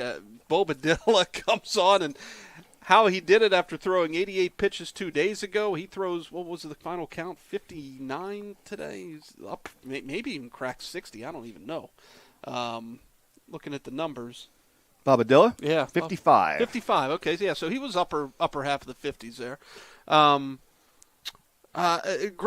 Great showing all the way around. And then we'll send it back down to the field here momentarily for a post-game interview. But partner just in some clutch hitting. Jimmy Brennan, MVP, very well deserving. He did it at the plate. He did it behind the plate. And he made a couple monster defensive plays today. They just executed all weekend. They out-executed all 3 opponents. They did everything they needed to do. They made the routine play. They occasionally made the spectacular play. They ran the bases well, played mostly clean defense, and got the big hits where they need them, up and down the lineup. In the game against Goldie Beacom, I remember saying as the game ended, they had 8 hits from the bottom 3 guys in their lineup. So all weekend long, it was a top-to-bottom effort. Yeah, we did. There were times we were talking about the other 3 teams, maybe make a mistake here or there. We never really said it about Post. They Right. did out-execute all weekend long. You think about Jefferson, 3 times have made the championship final and have come so close. Came down to the final out in 21, came down to the final out here. Pat Horvath's program has been knocking on the door. And it looks like they're going to make their first NCAA appearance since 1990, as they're the number 2 in the last regional poll. Yes, the season will continue for them, but they want to win this tournament. Yes, they're close, and he's going to continue to recruit well, and they've got a good school to fall on with academics and everything. He recruits very good players, very good students. They'll be here. They'll crash this party here one of these years and join that fraternity of champions. But this year, Post crashes the ceremony or crashes the brotherhood, and they get to say they're champions along with Wilmington and Dominican. And that's for this current squad. That's forever. That's forever. You can never have it taken away from you. Let's head down to the field now for some post-game interviews. All right, we can hear me up there too? Looks good. All right, so we're here with Justin Rivera, the man who got the game-winning hit, ends up being the game-winning hit in the top of the 9th inning. Justin, you came over from Bloomfield College this past year, your transfer here. What's it been like, first before we even get to the hit, coming here to Post in your first season? Amazing. I'm just crazy how the experience has been. I'm used to not just winning, it's just fun. These guys, just winning with them, I'm having the time of my life and just getting better. Did you expect coming into here when you transferred to Post, when you talked to Ray Skoll, then you got offered to come here, did you expect to be standing here hoisting the CACC championship trophy when you first talked to Ray? Yes. As simple as that, yes. And then what were you looking at in that 9th inning? I mean, you got that game-winning hit there. Obviously, a little bit of tough work in the bottom half of the inning for Nick Seaman, gets the job done. But what were you looking on that pitch that you got there to get that game winner? I knew I got recruited for a reason, and I trusted myself, and the moment didn't get too big, and I wanted to be there, and I knew I was going to get the hit. Not a doubt in my mind. And now looking ahead, you guys obviously now have to prepare for the NCAA regional tournament. You looked like you guys were going to be a lock either way, win or lose today, but it's even more sweet to obviously win the CAC championship. It's your first time in program history, this team's first time in program history. They've been here 4 times. What does it mean to be part of pretty much history at Post University now? It's amazing, and there's not a better group of guys I could wish for to be going through this with, and I'm just excited and blessed. And now, moving forward, how do you guys prepare for the NCAA regional? You're probably going to be in one of the top 2 or 3 slots, I have to guess, for seeding. What do you guys have to do to beat some of these teams? Because there's going to be a lot of tough teams out there. You might see some CACC teams. You're probably going to see Southern New Hampshire at some point, possibly. Queens might be in the mix. We don't know yet. But what do you guys have to do to keep the ball rolling in the regional? Keep doing what we've been doing. Trust ourselves, and we got what it takes to be winners of everything. Justin Rivera joining me here, and we're going to bring in a few more people. I think we have Jack Martineau coming in now to talk to us, the pitcher from today who went 8 strong innings. I got your numbers right here. 113 pitches, 5 hits, 3 runs, only 2 earned, 1 walk, 4 strikeouts. But before we get to that magnificent performance, you struggled at the start. You know, you gave up 3 runs in 3 innings, and even up there we were like, oh, man, what were we thinking starting him in this game? But then you figured it out as you went along and got the ball rolling, and you were shutting down. The bottom half of the lineup, I believe, when I looked at the final stats, didn't have a hit. I think their final 4 hitters were 0 for the day and their top hitter before you exited the game. What did you adjust as the game went on? I mean, honestly, I got to give it to Jimmy. I mean, he won the MVP through this. I mean, he brought me back in. He brought me back in. Like, I was getting got a little big for me in the first couple innings. I let it get to my head a little bit. He came in, he talked to me, brought me back in, and from there it was lights out. Were you nervous at all? I mean, you're a freshman starting in the CACC championship. I don't think you've started in several weeks, too, if I looked at the stats right. At least not at home. Yeah. And now you're on the biggest stage, essentially, right now, tasked with pretty much taking your team to the CACC championship game. Were you nervous at all? No. I knew we were going to win. And did you know you were getting the ball coming into today, or was it like a last-minute thing, like Ray told you in the dugout this morning, you're getting it? Well, I kind of knew, but it wasn't definite until a little bit later. But I knew. Any thoughts of you going out in that 9th inning either at all, or was it done after 8? There were thoughts. But, I mean, Nick Seaman, dude, lights out. Like, he's a great pitcher. And now being a freshman, too, this is the first CACC championship in program history for Post University. They've been here 4 times. In fact, your coach played on that team that made it to the first CACC championship, and they lost there to Dominican. And now you're standing here as a freshman as a CACC champion. What does that feel like? It's special. It feels awesome. I can't wait to do it again. Did you expect coming in? I asked Justin this, too, because he was a transfer coming in. Did you expect to be here when you were recruited by Ray at the beginning of the year? Yes. I knew this team was special. And then moving forward, NCAA Regional coming up, I was just telling Justin, you're probably going to be one of the top few seeds in that tournament now that you've won the conference. What do you guys have to do to keep the ball rolling? You're going to probably see some familiar foes in Southern New Hampshire, possibly some of these CACC teams that get at-larges. What do you guys have to do to just keep it rolling? I mean, we played SNU a couple times this year. I mean, all the games were close. We split with them. We can hang in there with them. We can beat them, and we're going to beat them. Well, you did beat them twice already during the year, and one just came almost a week ago, and then they had some trouble in that tournament. You got to think they'll probably retool a little. But, Jack, congratulations on the great performance, and then we're going to eventually get, I think, Jalen Kelly, Nick Seaman, and Jimmy Brennan over here, and then Coach Skold whenever he's ready. If you want to try and grab one of them in the midst of the celebration. But, Jack, thank you for joining us. So we're waiting on a few more people to come down because everybody's milling about to our right, my left, your right on the screen. Kind of celebrating this moment. Again, it's the first time in program history that Post University has won it. When we talk to Coach Skold, we'll talk about that too, because he was on that final team, the first team that made it to the CACC championship, and they fell just short in that game. And in fact, when we talked to Jimmy Brennan as well, an interesting thing about him is he's closing in as well as Michael Pavlicek on the all-time hit record set by Dan Luisi, who was a part of that team that made it to the CACC championship game. And in fact, what makes it even more interesting too is AJ McNamara, who is now an assistant AD here at Post University, was also the coach for Ray Skold in that 2010 season. So a lot of different parts here that makes this day so historic for Post University, getting their first win over Jefferson 4-3 with that run in the top of the 9th inning, not even needing the if necessary game. As we wait for a few more people to come over, we got Jalen Kelly coming over right now. And we got Jalen Kelly here. So, Jalen, I mean, we talked to you a couple days ago, and you had 2 home runs, and you had, I believe it was 4 RBIs in that game. But you were 8 for 10 for the tournament. I believe you were just named to the all-tournament team. And again, this is your first year playing. We talked about the other day due to injuries and stuff. What does this mean to you? It means a lot, man. I'm more happy seeing everybody, excited and happy we got a championship. I'm happy we got the ring for the boys, for the seniors. So, it just feels good. We're just taking it all in right now. So. You're a senior yourself, too, but do you have any more eligibility left? I know everybody's kind of in a different spot. I don't know. We'll see, so I guess we'll see, huh? What's it been like having to overcome injuries these past 2 years to finally be able to play in the starting lineup regularly and then contributing heavily to this team? I mean, it feels good. I feel like it was a long wait. I knew I could help the guys out, and I just, play baseball, and that's it, man. What does this mean to you in general to be part of history for Post and then getting to move on to this regional tournament now where you're going to face a lot of probably familiar foes that you face this year? It means a lot, but, we still got more baseball, so can't get too excited. Can't get can't let up. We got to keep going. We got another week, so. And what's it mean to be part of history at Post? We were talking about how Coach Skold was on that team that made it to the first CACC championship, and now you guys, the fourth time here, have won the CACC championship. What does that mean to be part of history in your senior year? It feels good. The last 2 years we weren't able to get the job done almost, but almost doesn't count. But this year we got it done, so just happy.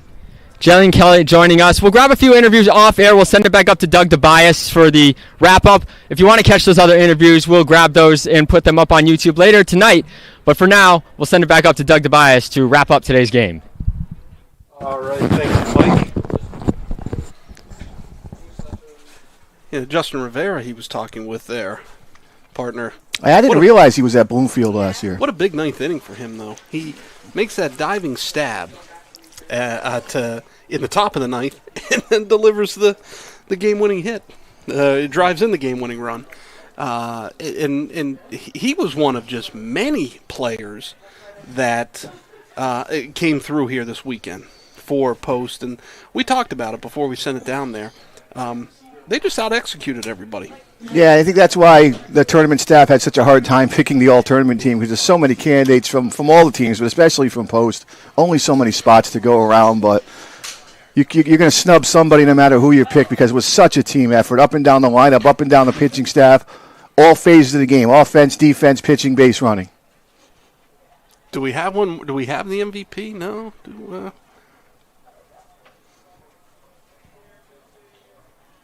Let's check here if we've got the MVP, Jimmy Brennan.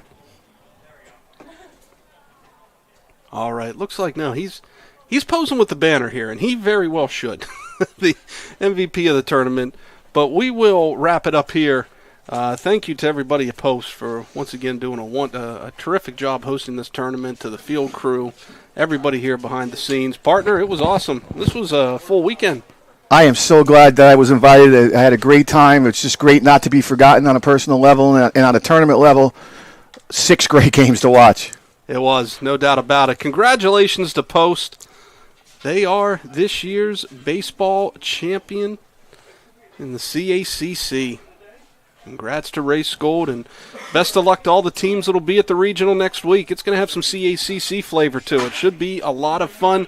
Jefferson will be there. They'll be an at-large, and they're going to bring a pretty deep team with them as well.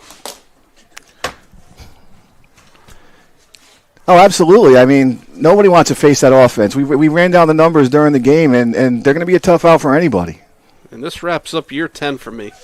Is that amazing? Working for Commissioner Mara. That's amazing. It's unbelievable. Yep. So, well, for all of us here, we hope you have a great rest of your day. Congrats once again to Post. We'll talk to you next season right here on the CACC Network.